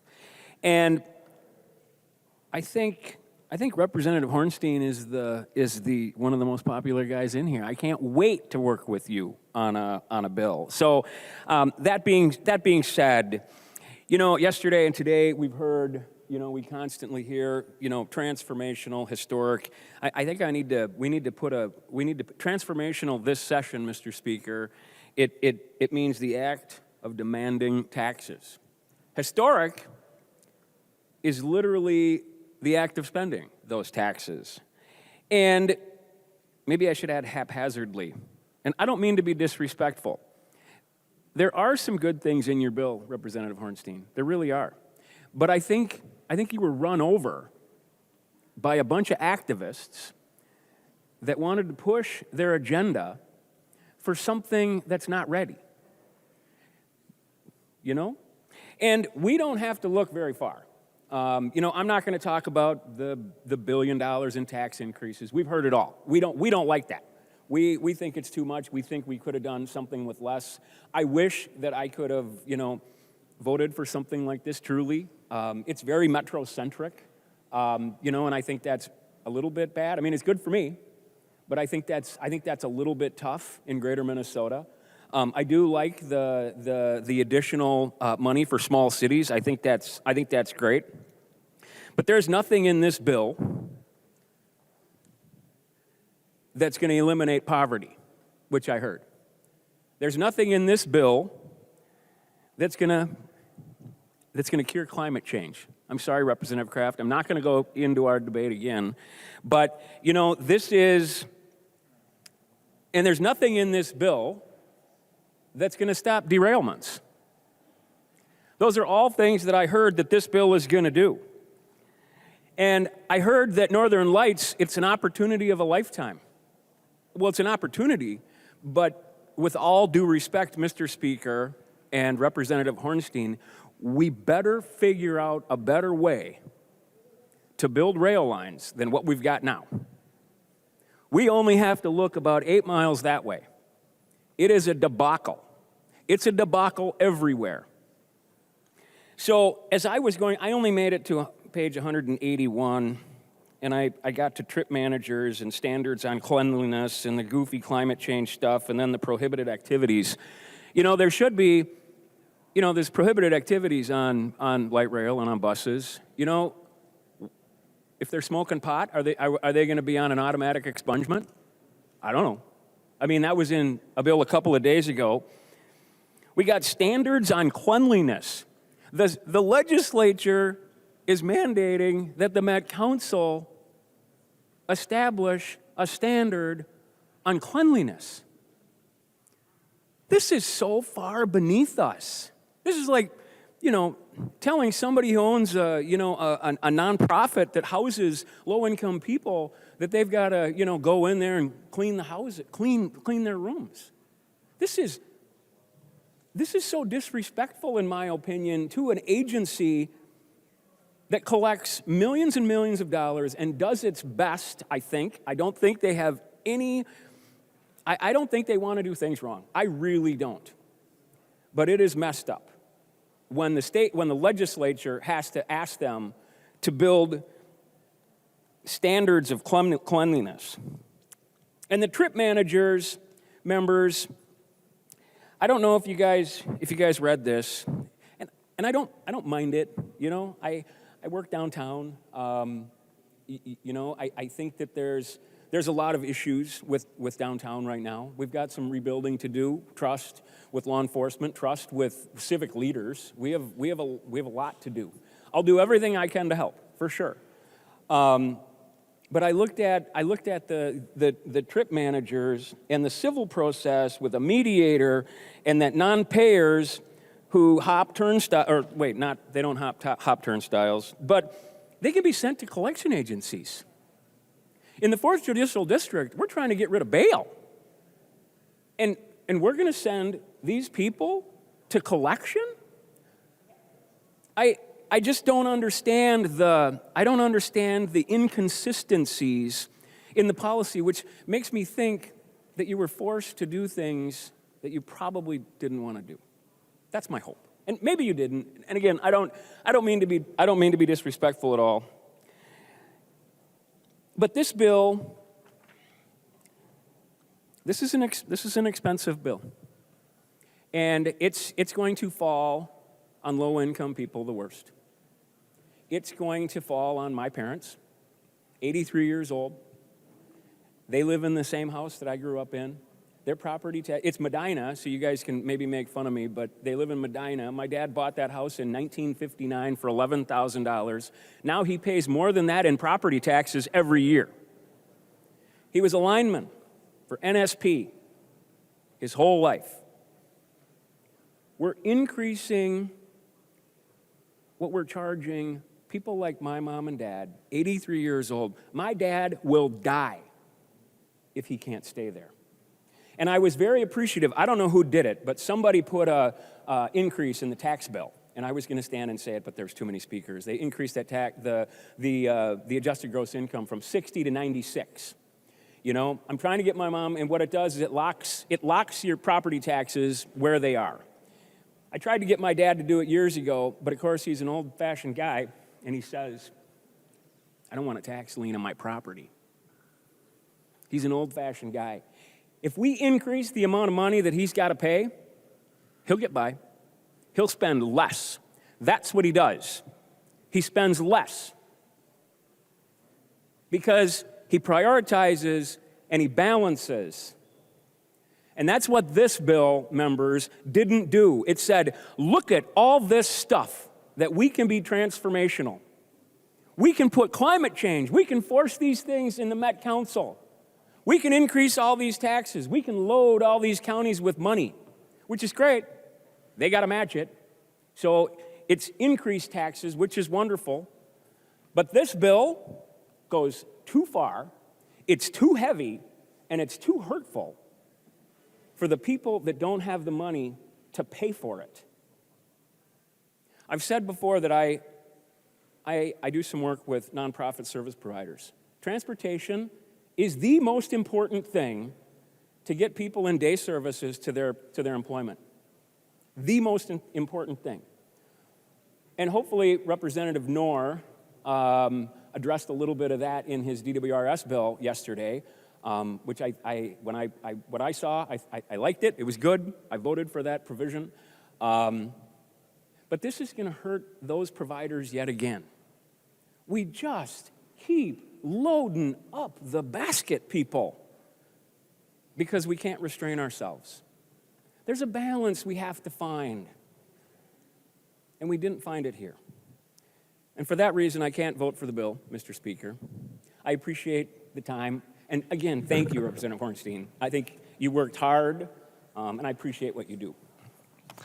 I recognize the member from Brown, Representative Torkelson. Well, thank you, Mr. Speaker. I will try not to take too much time. This is a large bill, and there's lots of interesting things to talk about.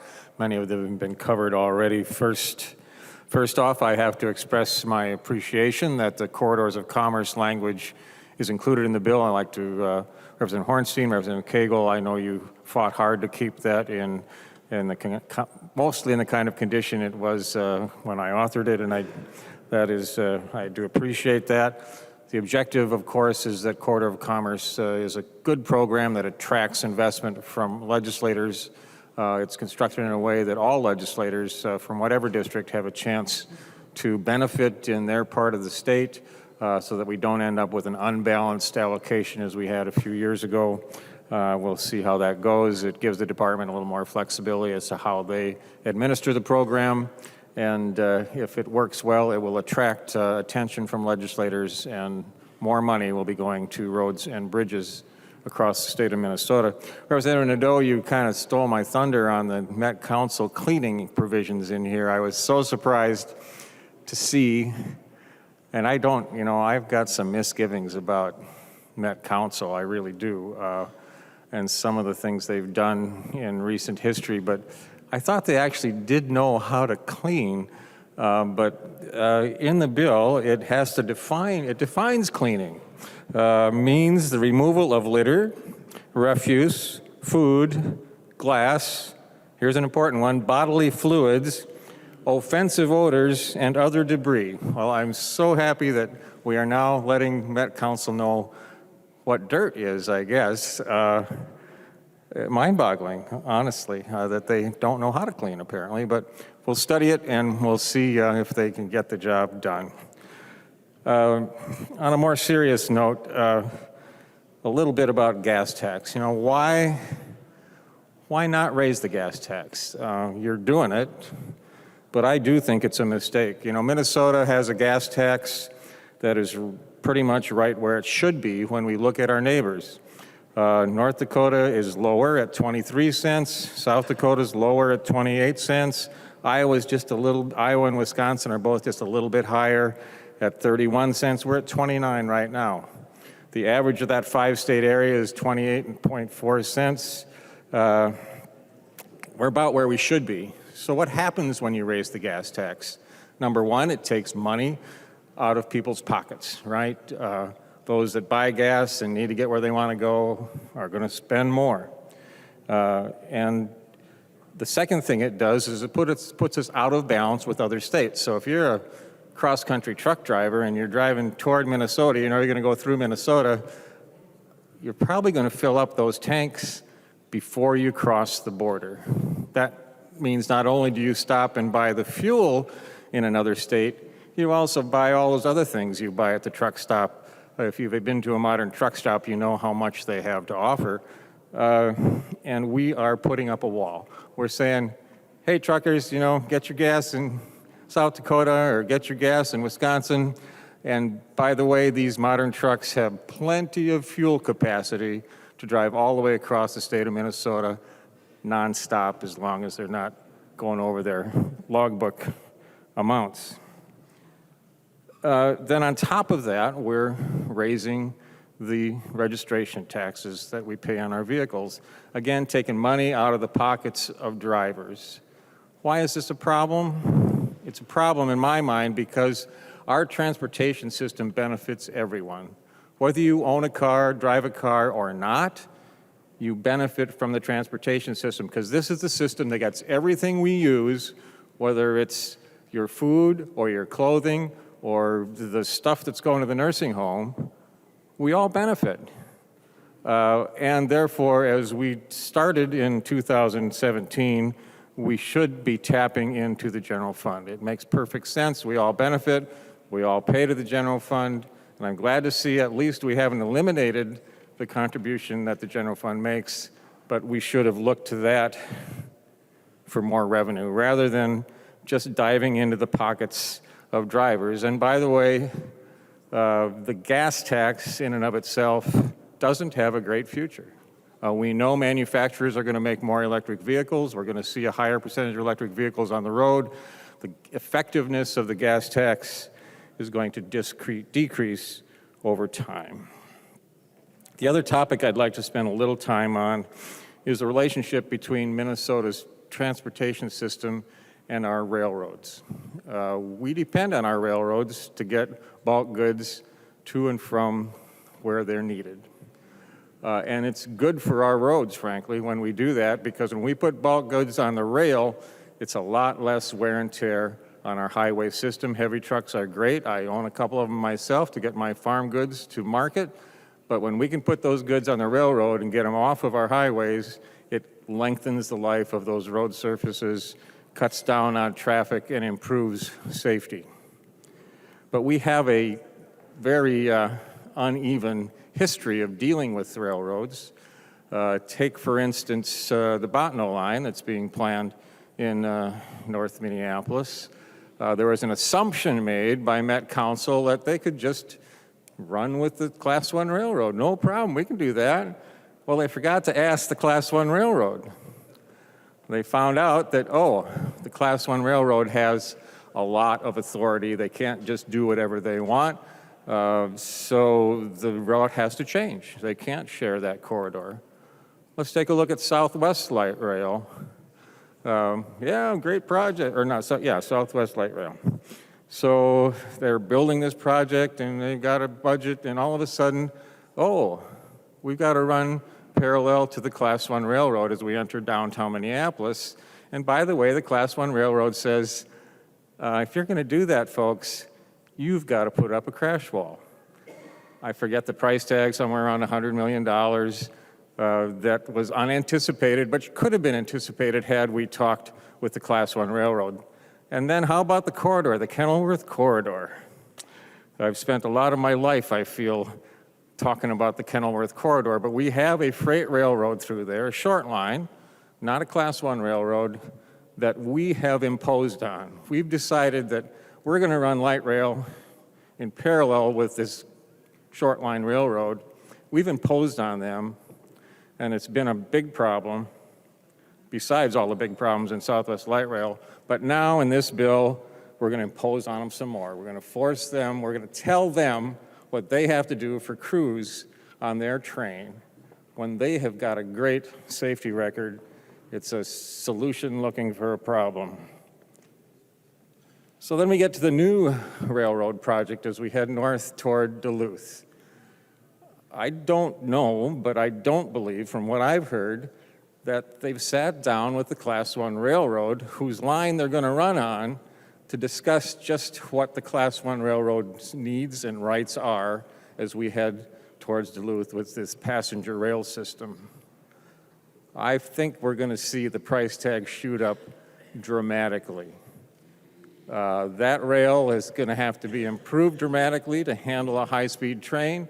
It's not ready, it's going to be costly, and you better sit down and talk with the Class 1 railroad before you start committing all these state assets to a project that could very easily end up another boondoggle, just like Southwest Light Rail.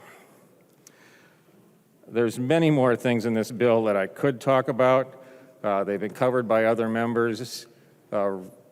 Raising these burdens on our state drivers at a time when we have this huge surplus just makes no sense to me.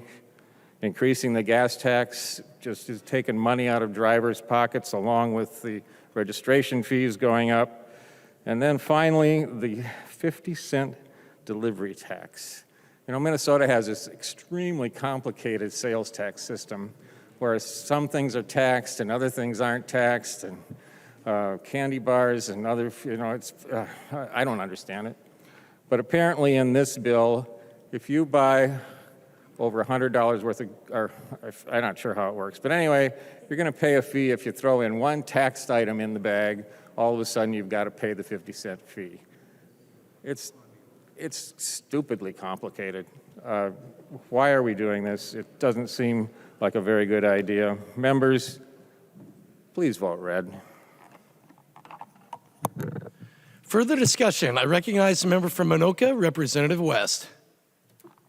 Thank you, Mr. Speaker, and Chair Hornstein, favorite Democrat hands down. Just got to get that out of the way before I say all these mean things. This bill spends $8 billion more. $8 billion more. And we all agree that transportation is a core function of government. It is. So when you talk to somebody, they think that we're putting all this money towards transportation, but we're really not. Less than 1% of the general fund is put towards transportation. So this bill spends $8 billion, but not from the money we already have. We have $20 billion budget surplus, a $20 billion budget surplus, and instead of using that money, which I guarantee you is what the Minnesotans expected us to do here, instead of using that money, this bill raises taxes by $3.7 billion. It's insane. After this increase, it's a 1% increase in the metro-wide sales tax. After back-to-back years of 8 to 9% inflation, literally the stuff you paid for 3 years ago is going to be 10% more expensive after this bill passes. Now, that might not sound like a lot, but when everything is 10% more expensive, that destroys middle-class families, and especially people who don't have excess money to spend. And one frustration, while this bill spends money on a lot of good things, it spends $200 million on a train to Duluth. $200 million. And the projections of that are very rosy, but we've had train projections before, and they don't always turn out as we'd hope. Just look at the extra billions we have on Southwest Light Rail. But more important for my community in Anoka County, the projections for North Star were great. It was going to be such a great thing that everybody can go down to Minneapolis and see a Twins game and not drive their cars, commute to work. Less than 500 people a day use North Star Light Rail. Hundreds of millions of dollars has been spent on that. Less than 500 people a day. In fact, in my local paper, May 19th, North Star is costing $18 million a year and getting $500,000 in revenue. So for the taxpayers in Anoka County, $17.5 million is being lost year after year after year. And so you say, well, if it hardly helps anybody and it's this expensive, well, why do we keep it around? Well, if we kill it, if we dismantle it, we have to return the federal money. And that's the thing about federal money, where the Democrats say we need to spend $200 million on a train to Duluth so we can secure this federal money. Yes, that's sweet, sweet cash. But in the words of the venerable commander, Admiral Akbar, it's a trap. This will be a burden on Minnesota taxpayers for years and years and years, and we'll never be able to undo it. No matter how much money it's losing, we'll never be able to turn it down, because then we'd have to pay back that federal money. Federal money is not always a good thing. There's always strings attached. So we're spending all this money. We have the money to spend, but instead of spending that money, raising taxes by $3.7 billion. Sales tax, 30% increase in tab fees, increasing license fees, increasing the sales tax on your car, a delivery tax, and then an automatic increase in the gas tax in perpetuity. When we have $20 billion, this is not what Minnesotans thought. I guarantee you it's not what they thought would happen, even when they elected Democrats.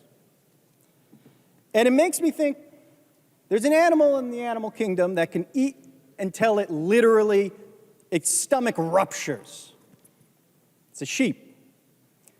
And what I see here, Democrats are feasting and feasting and feasting on taxpayer dollars, and they don't know when to stop.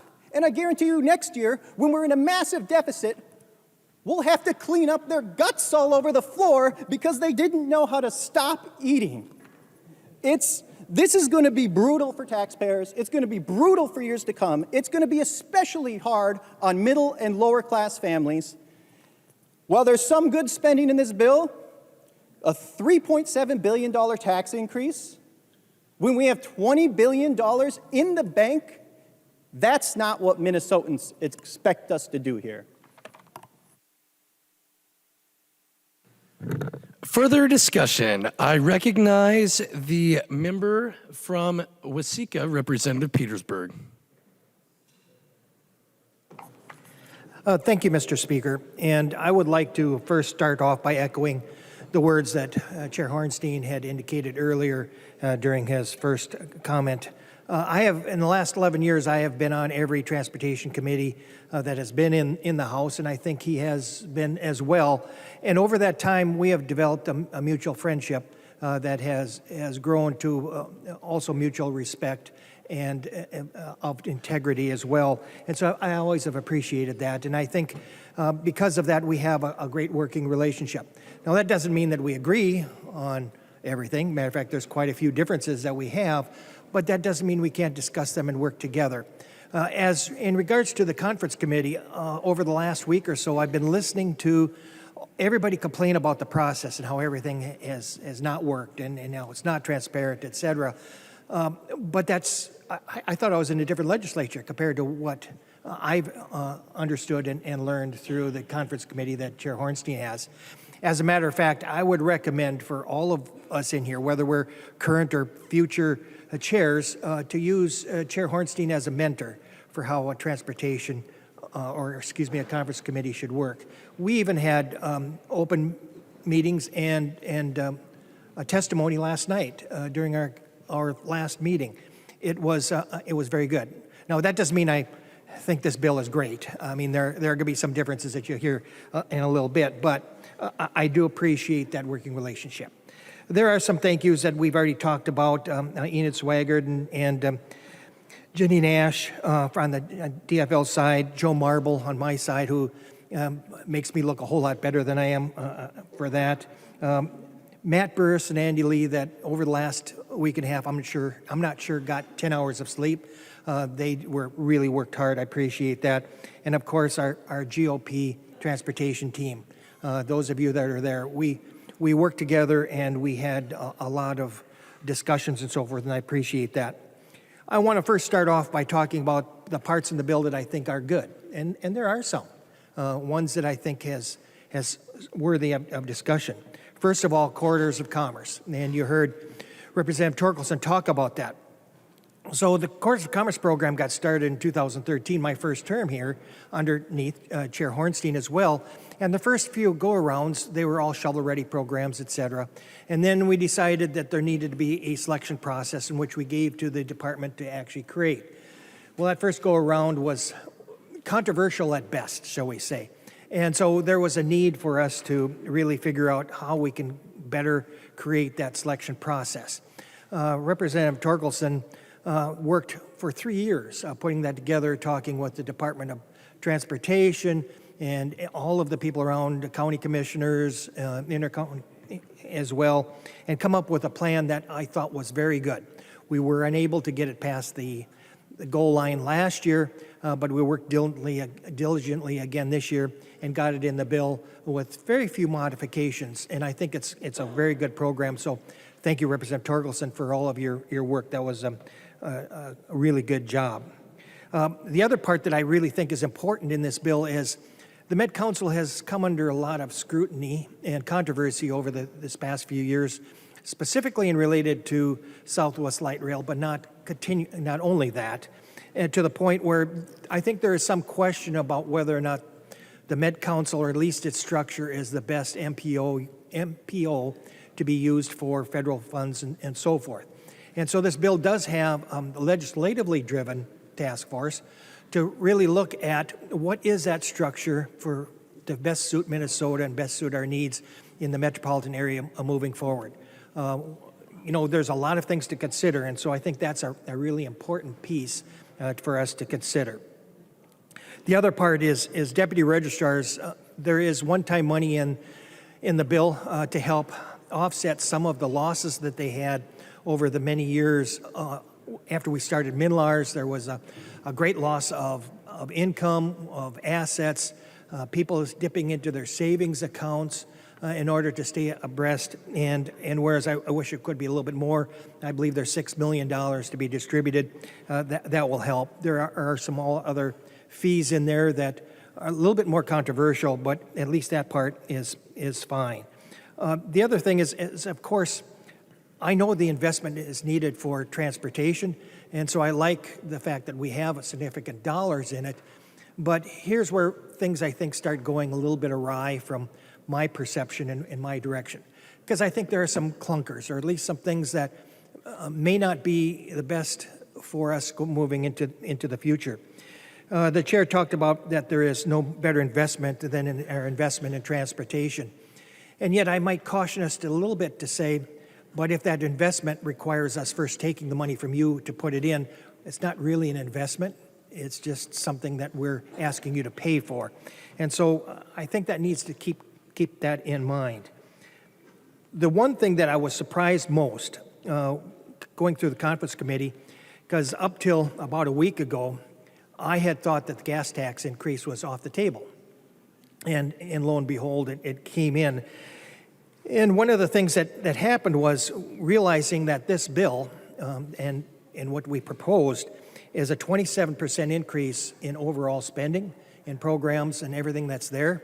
And we only had $1 billion in a target from the general fund. Well, 27% requires almost $2 billion.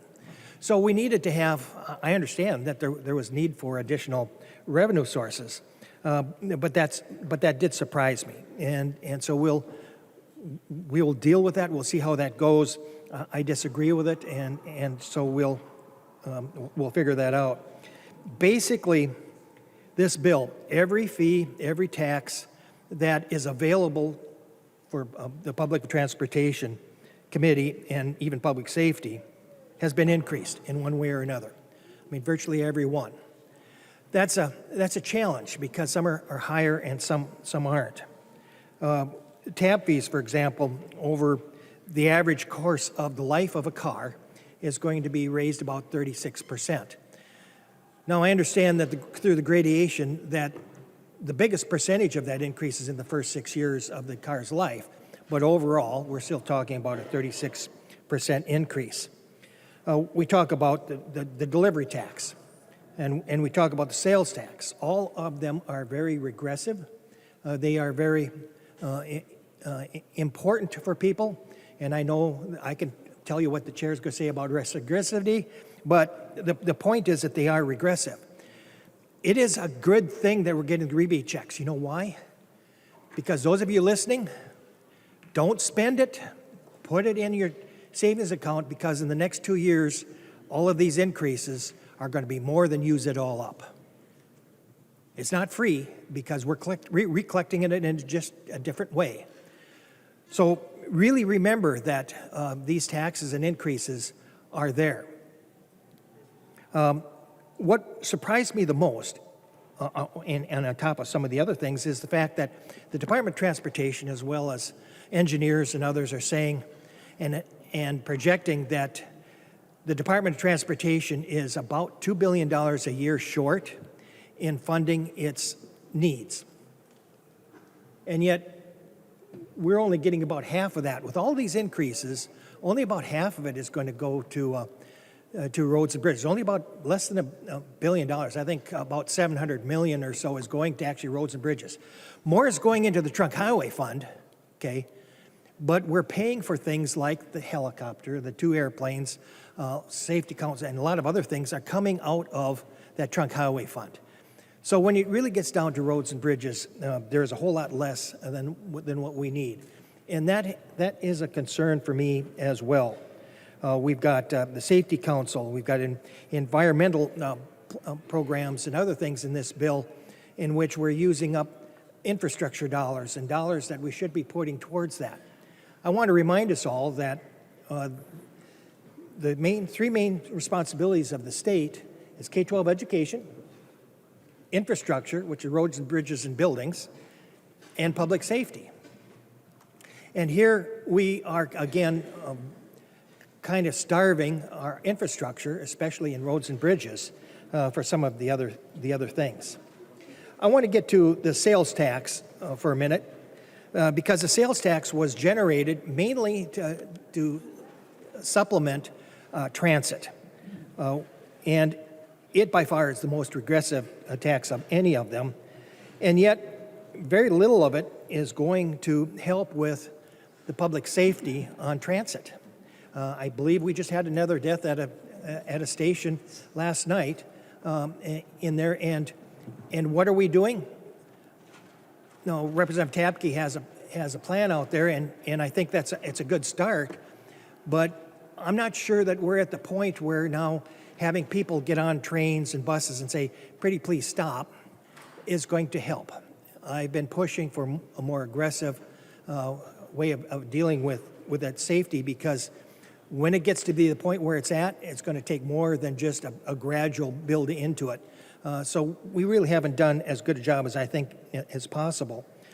I am concerned about something that has been talked about earlier today, and that is all transit. It's not just rail, it's not just buses either. We're having an issue in regards to fare box with ridership. Right now, the latest report, and I understand it's a little over a month old, the fare box recovery was anywhere from 2 to 10%. I want to say that again, between 2 and 10%. But let's just assume that that's off, and we'll get ridership back to where it's 20%. I want to give you a visual of what that means. 20% fare box recovery means that if you are paying $5 for that fare, and maybe that's a round trip fare, whatever, if it's $5 because it's easy to figure, what that means is that your grandmother that sits at home through their sales tax now, as well as their property tax, has to pay $5. The local business has to pay $5. Your uncle has to pay $5. The neighbor down the street has to pay $5 so that you can have that $5 ride, okay? 4 other people are paying the same as you to ride that. That's what a subsidy is. And to me, we have to be very careful about continually to expand the programs that require more and more subsidy compared to those that want to purchase it. And as an example, let me just tell you this. Do you know what the fare box recovery is on trunk highways? Well, there is no fare box recovery, you say. Well, let's compare it to, okay, so who pays for 100% of the construction of trunk highways? Now, I'm not talking about the entire system. I'm only talking about the 11,000 miles that is responsible of the state. Who pays 100% of that? The people that drive cars through their gas taxes and sales tax and license tap fees. Who pays 100% of the equipment to ride on that? Again, the same people. Who pays 100% of the maintenance and the personnel to drive it? Again, the same people. And then when you add on top of that, some of those dollars that are raised by them get pushed off onto also counties and state and townships, as well as some into transit. The fare box recovery for those that are driving on trunk highways is in excess of 100%. 100% and more. No, I've heard some people say yes, but other roads get subsidized through property taxes, et cetera. Don't disagree there. However, guess who also pays those property taxes? The same people who drive on the roads. Okay? So the point is that we have to figure out, what's going on with how we fund that. Even worse for me is the fact that we are in the middle of a change in people's behavior in regards to transportation. Post-COVID now, we have a report coming due that's going to analyze how people's behavior is in regards to how they ride the trains and rail. Until that's done, I have real concerns about us investing in other programs that are that same way. And so I think it's important for us to be cautious about investing into a program that may be outdated even when it gets finished. Trains and safety, I want to touch base a little bit about, because on the other side we heard about how they need 2 more inspectors in order to keep us safe. Well, the National Transportation Foundation did a study on hazardous material and accidents, and they looked at the 4 transportation processes, agencies. So they looked at water, they looked at air, They looked at trains, and they looked at trucks and other things across the road. Well, water had virtually no hazardous material accidents. Trains were the next with only just a handful. Airports and airplanes were the next with more than 3 times as many as trains. And trucks on the road just ballooned all the rest at like about 80% of all the accidents. The thing to remember is the state wanted these inspections. The railroad company already has their inspectors. These additional inspectors are not paid for by the state. They're being forced to be paid for by the trains. And we can talk about that, the need for safety, but that's a piece that we have to consider, is that how can you say you're investing in safety when you ask somebody else to do it that is doubling and just making more work for everybody? I have also great concerns about some of the train programs that they want to go up to Duluth and Fargo-Moorhead and all the others, because federal preemption says that trains are underneath the control of the trains and federal government, not the state. And we're being told by the railroads that these tracks are not ready for passenger rail. They're not. Who's going to come up with that bill? We don't know that. So the question is, I have a lot of questions, but what is the future of our funding for transportation? We know that gas tax is never going to be the answer anymore. It's not. We didn't even talk about electric vehicles and how that hasn't changed, increased in those fees. But the reality is that we're going to have to figure out a different way of funding it. Because we constitutionally dedicated the funding sources many years ago, it has been put on the back burner of importance. Transportation can no longer be there. It has to come to the priorities in front of us. So we're going to have to start figuring out where we're going to get the funding into the future, because what we're doing currently will not keep pace. I don't have the answer yet, but I do think we need to keep in mind that the Department of Transportation, which was originally designed for just dealing with the infrastructure, is now also responsible for providing the service, which is completely different, and yet we still haven't changed majorly the funding mechanism. So in closing, I would say to Mr. Chair that I appreciate what you've done, and I know that this is a bill that you've really been pushing for a long time, and it gets to do a lot of the things that you dreamed of. But I have many concerns for where this will put us into the future. There are certainly priorities in here that are more of your priorities than what I would put in. I would certainly have prioritized the funding. I would have really asked for more money from the general fund, which I think is appropriate. But overall, I have to commend at least you on being able to put together a very transparent bill, one that I've appreciated working with you, but I unfortunately will have to request a no vote. Thank you. Further discussion. I recognize the member from Anoka, Representative Cagle. Thank you, Mr. Speaker and members. So I just want to address a couple of things today. Just because we can't solve 100% of all the problems doesn't mean we shouldn't try. And so I just don't understand that mentality of just because we can't solve everything, we shouldn't try to solve some things. North Star is commuter rail, not LRT, Representative West. And I watch a lot of sci-fi movies and futuristic, movies, and there's always trains in the future. They even build them on asteroids in the expanse. I don't understand. I think trains will be around for a while. They're also, this bill will create a ton of infrastructure jobs and good paying jobs. So Representative Zalesnikar, I'm sorry if I mispronounced it, maybe instead of getting that fourth crappy paying job, some of our trades are probably going to be looking for a lot of construction members and a lot of jobs to fill. So pretty excited about that. Representative Petersburg, you said Jenny Nash. It's Jennifer Nelson. Just wanted to make sure that she gets her call out here. And they both do bonding, so I can see how that's confusing. So one thing is that transportation funding, there's no budget surplus in transportation funding, and I want to draw everybody's attention to this letter from LIUNA, but there is no budget surplus in transportation funding. Over the next 20 years, Minnesota faces a $30 billion funding shortfall just to maintain our roads, bridges, and transit. With more than $1 billion per year in new long-term and dedicated revenue, this House file is a major step forward in fixing and catching up on our transportation infrastructure. That is what we need to do. We need to catch up. We need to maintain our roads. And then to the road maintenance fee. I mentioned in my opening speech, or in my opening comments, I was a little disappointed in this. And the reason I was disappointed in it is because, we put a $100 minimum on it, and there's lots of carve-outs in it now. So you'll be all happy to know you can order $1,000 worth of pizza and there's no delivery fee. All food is exempt.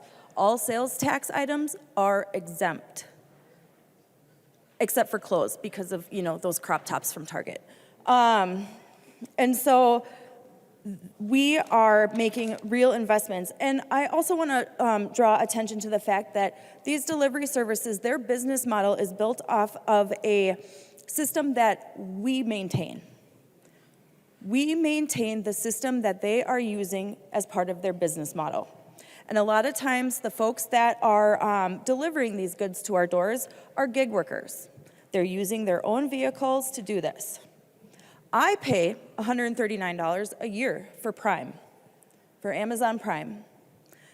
In the road maintenance fee, Amazon can take part of my Prime membership and use that to pay the delivery fees. If I were to order groceries from Hy-Vee right now, and I wanted them today, it would cost me $19.99. If I wanted to wait 2 days to get them, it'd cost me $10. And Hy-Vee can take that 50 cents out of that fee that they're already charging to send me my groceries. Small businesses are exempt as well. And so I just want to say that I know Minnesotans are sensible people, and I know that they know we get what we pay for. And I'm sick of not getting very much. So I just really want to thank the chair, want to thank Team Transpo, Matt, Burris is amazing. I'm always mystified by the way his mind works and really want to know his opinion. Andy is the most amazing person with spreadsheets and has really awesome hair. Enid, of course, is just amazing, and I've been so lucky to get to know her, and Jennifer Nelson as well, a constituent of mine now, and so I'm really excited to get to work with her. Anna, my CA for Sustainable Infrastructure Committee, she made me feel so confident this entire session and just stood me up and made me feel like I know what I'm doing, and that was really cool. And there's not many girls in this, women in the infrastructure world, so I really appreciate Jennifer and Enid being at our side and kind of being in this trades-dominated world. So, but I really want to thank everybody. This is an amazing bill, and please vote green. I recognize the member from Stearns, the Minority Leader, Representative Dameth. Thank you, Mr. Speaker. Members, as we have heard this bill today, there are some definite concerns that you have heard from our side of the aisle. There are good things that we could agree with in the bill. It was also done in a transparent fashion, which we've asked for this entire year as we've worked over the last 5 months, that things would be done in a transparent fashion and allowing the voice of Republicans to be heard, even in conference committee. I was going to tell you that we have a $17.5 billion surplus, but what I'm wondering, or what I'm realizing, is we had a $17.5 billion surplus. We no longer have a $17.5 billion surplus. Instead, in the work of the legislature, we have actually used that up, and we're grabbing for more on every single budget bill, saying to Minnesotans, we had your money. We had $17.5 billion extra of your money, not enough. We're going to double down on that and take a little bit more. In this bill particularly, in the transportation bill, we're going to go ahead and charge Minnesotans $3.9 billion more. Not only, but $1 billion more. We know that there are regressive taxes in this bill. We know when there is a gas tax, that is regressive. We know that when there are license tab fees increased, that is regressive. We know that when there are motor vehicle sales tax increases, that is also regressive. But not only are we going to have a delivery fee that will be the largest in the nation, Democrats in the state of Minnesota are going to double down and make it the most complicated in the nation to keep track of.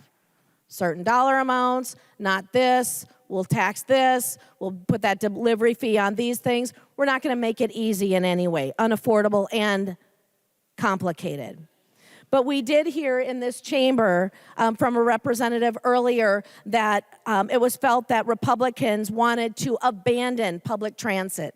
And that is the last thing that we want to do. We agree that public transit is very important. We disagree on what public transit should include. We know trains and rail for public transit is not affordable in the state of Minnesota as it is, and we seem to want to fund things that run over in their cost and their timelines. So adding additional trains to Duluth and beyond is not the right direction to go. Public transit, where, as was heard earlier, a constituent named Joy would not necessarily benefit from public transit in a train form, but individualized buses, things that can be changed and worked around what the needs of Minnesotans actually will be. We also just heard that there's going to be a potential $30 billion shortfall over the next number of years. Well, I can tell you, wasting more money on trains is not the right direction to go if there's going to be a shortfall in our transportation funding.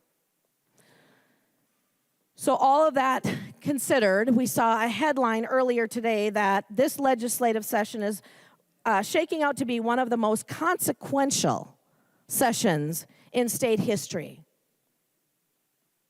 Raising taxes, not giving money back to Minnesotans that have actually put us into the position of having a surplus is not the right thing to do for Minnesotans. And with that, members, I would urge a no vote on the transportation bill.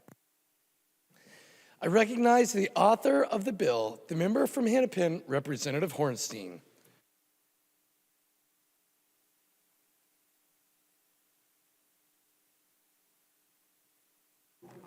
There we go. Thanks so much, Mr. Speaker and members, really for a good debate today. I really appreciate the kind words from the other side of the aisle. That means a lot to me. You know, one of the things that I enjoy about serving here is just the relationships we have with each other. And I feel really blessed to be a part of this body. And again, particularly on the other side of the aisle today, appreciate those words. And again, on our side, so much support for this bill means a lot. Representative Norris, you really have been the model of what it means to advocate for your community.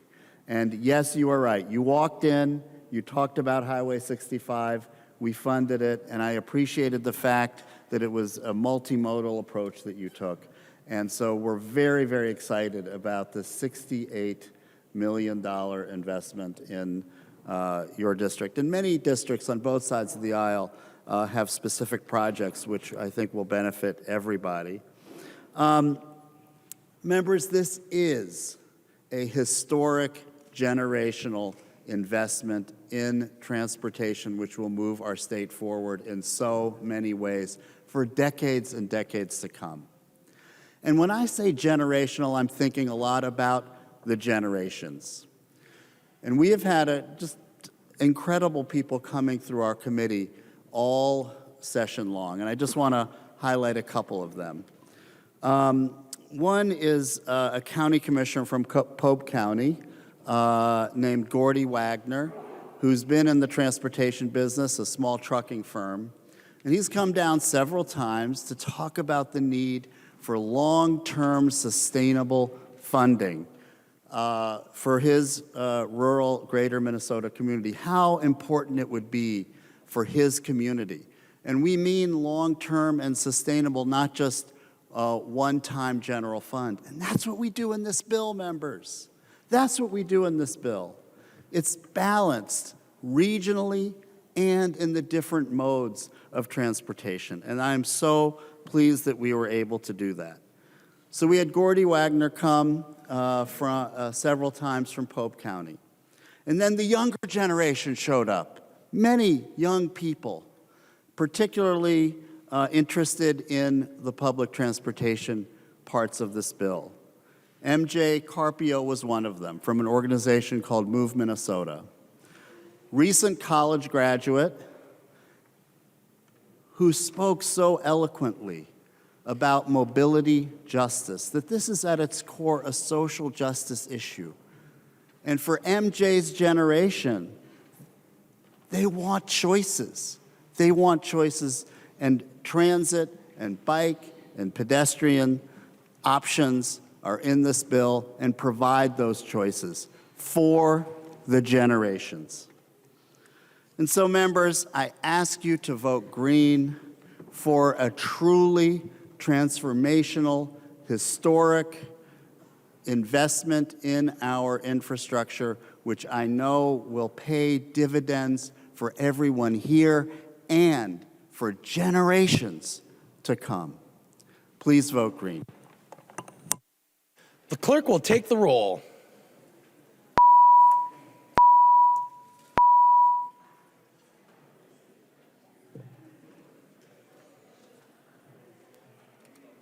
Thumbs up, yep. Vote green.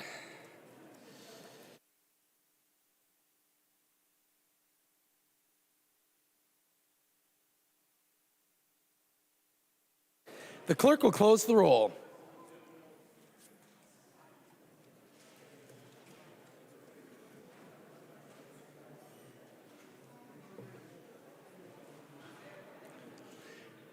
There being 69 ayes and 61 nays, the bill is repassed as amended by conference and its title agreed to.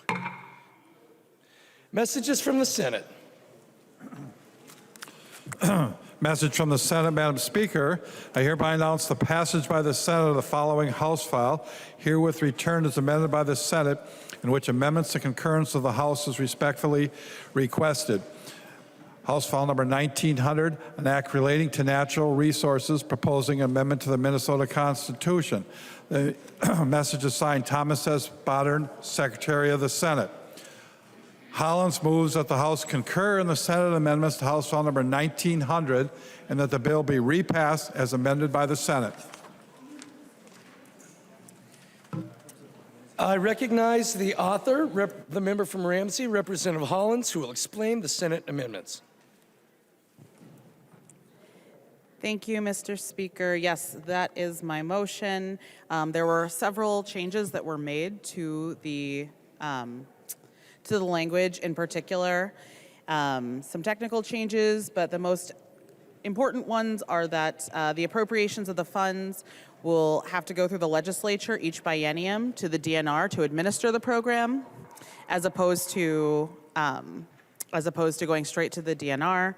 It also strikes the section of the bill that would have required projects to be prioritized based on certain census tracts. We received notice from the Senate that that was confusing, and so instead we replaced it with narrative language that emphasizes the purpose of the Environment and Natural Resources Trust Fund and the communities around the state. They're prioritized by the new grant program. It also has some guide rails in there to make sure that the advisory committee meetings will be open meetings, and some guidelines describing the purposes for which the community grant funds can be used for. And I would like to note that we also included partially the recommendation from Representative Torkelson about grants awarded under the section must provide measurable results. So I would encourage a yes vote. And is there any discussion to the Senate amendments? I recognize the member from Crow Wing, Representative Heintzman. Thank you, Speaker. And as Representative Hollins was just saying, this did get a little better. There's a couple of things there that I would also like to highlight as well. I think it's interesting that the change in the language also now prohibits DNR from awarding itself a grant. That's a good one. I'm glad for that. Would it tighten up the language, on the uses for grant dollars and how how those things can be appropriated. So, there's some improvement there. I do also want to highlight that DNR can require a grant recipient to return a grant award if it's not used in accordance with its agreement with the DNR. And these were all concerns that we had as this bill left the House, and I'm glad that the conference committee made some adjustments. And while I still see some more serious problems, and I won't be a yes today, I'm glad to see that there's some changes that makes this slightly better. All those in favor of the motion to concur with the Senate amendments, please say aye. Aye. Those opposed, please say no. The motion prevails. The clerk will give the bill its third reading as amended by the Senate.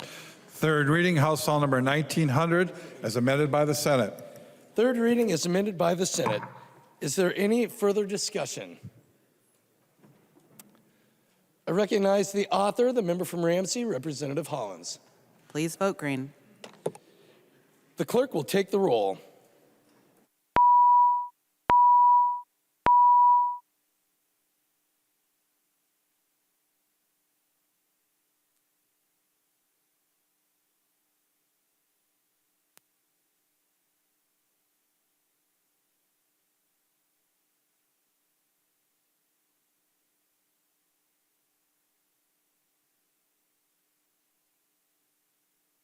The clerk will close the roll.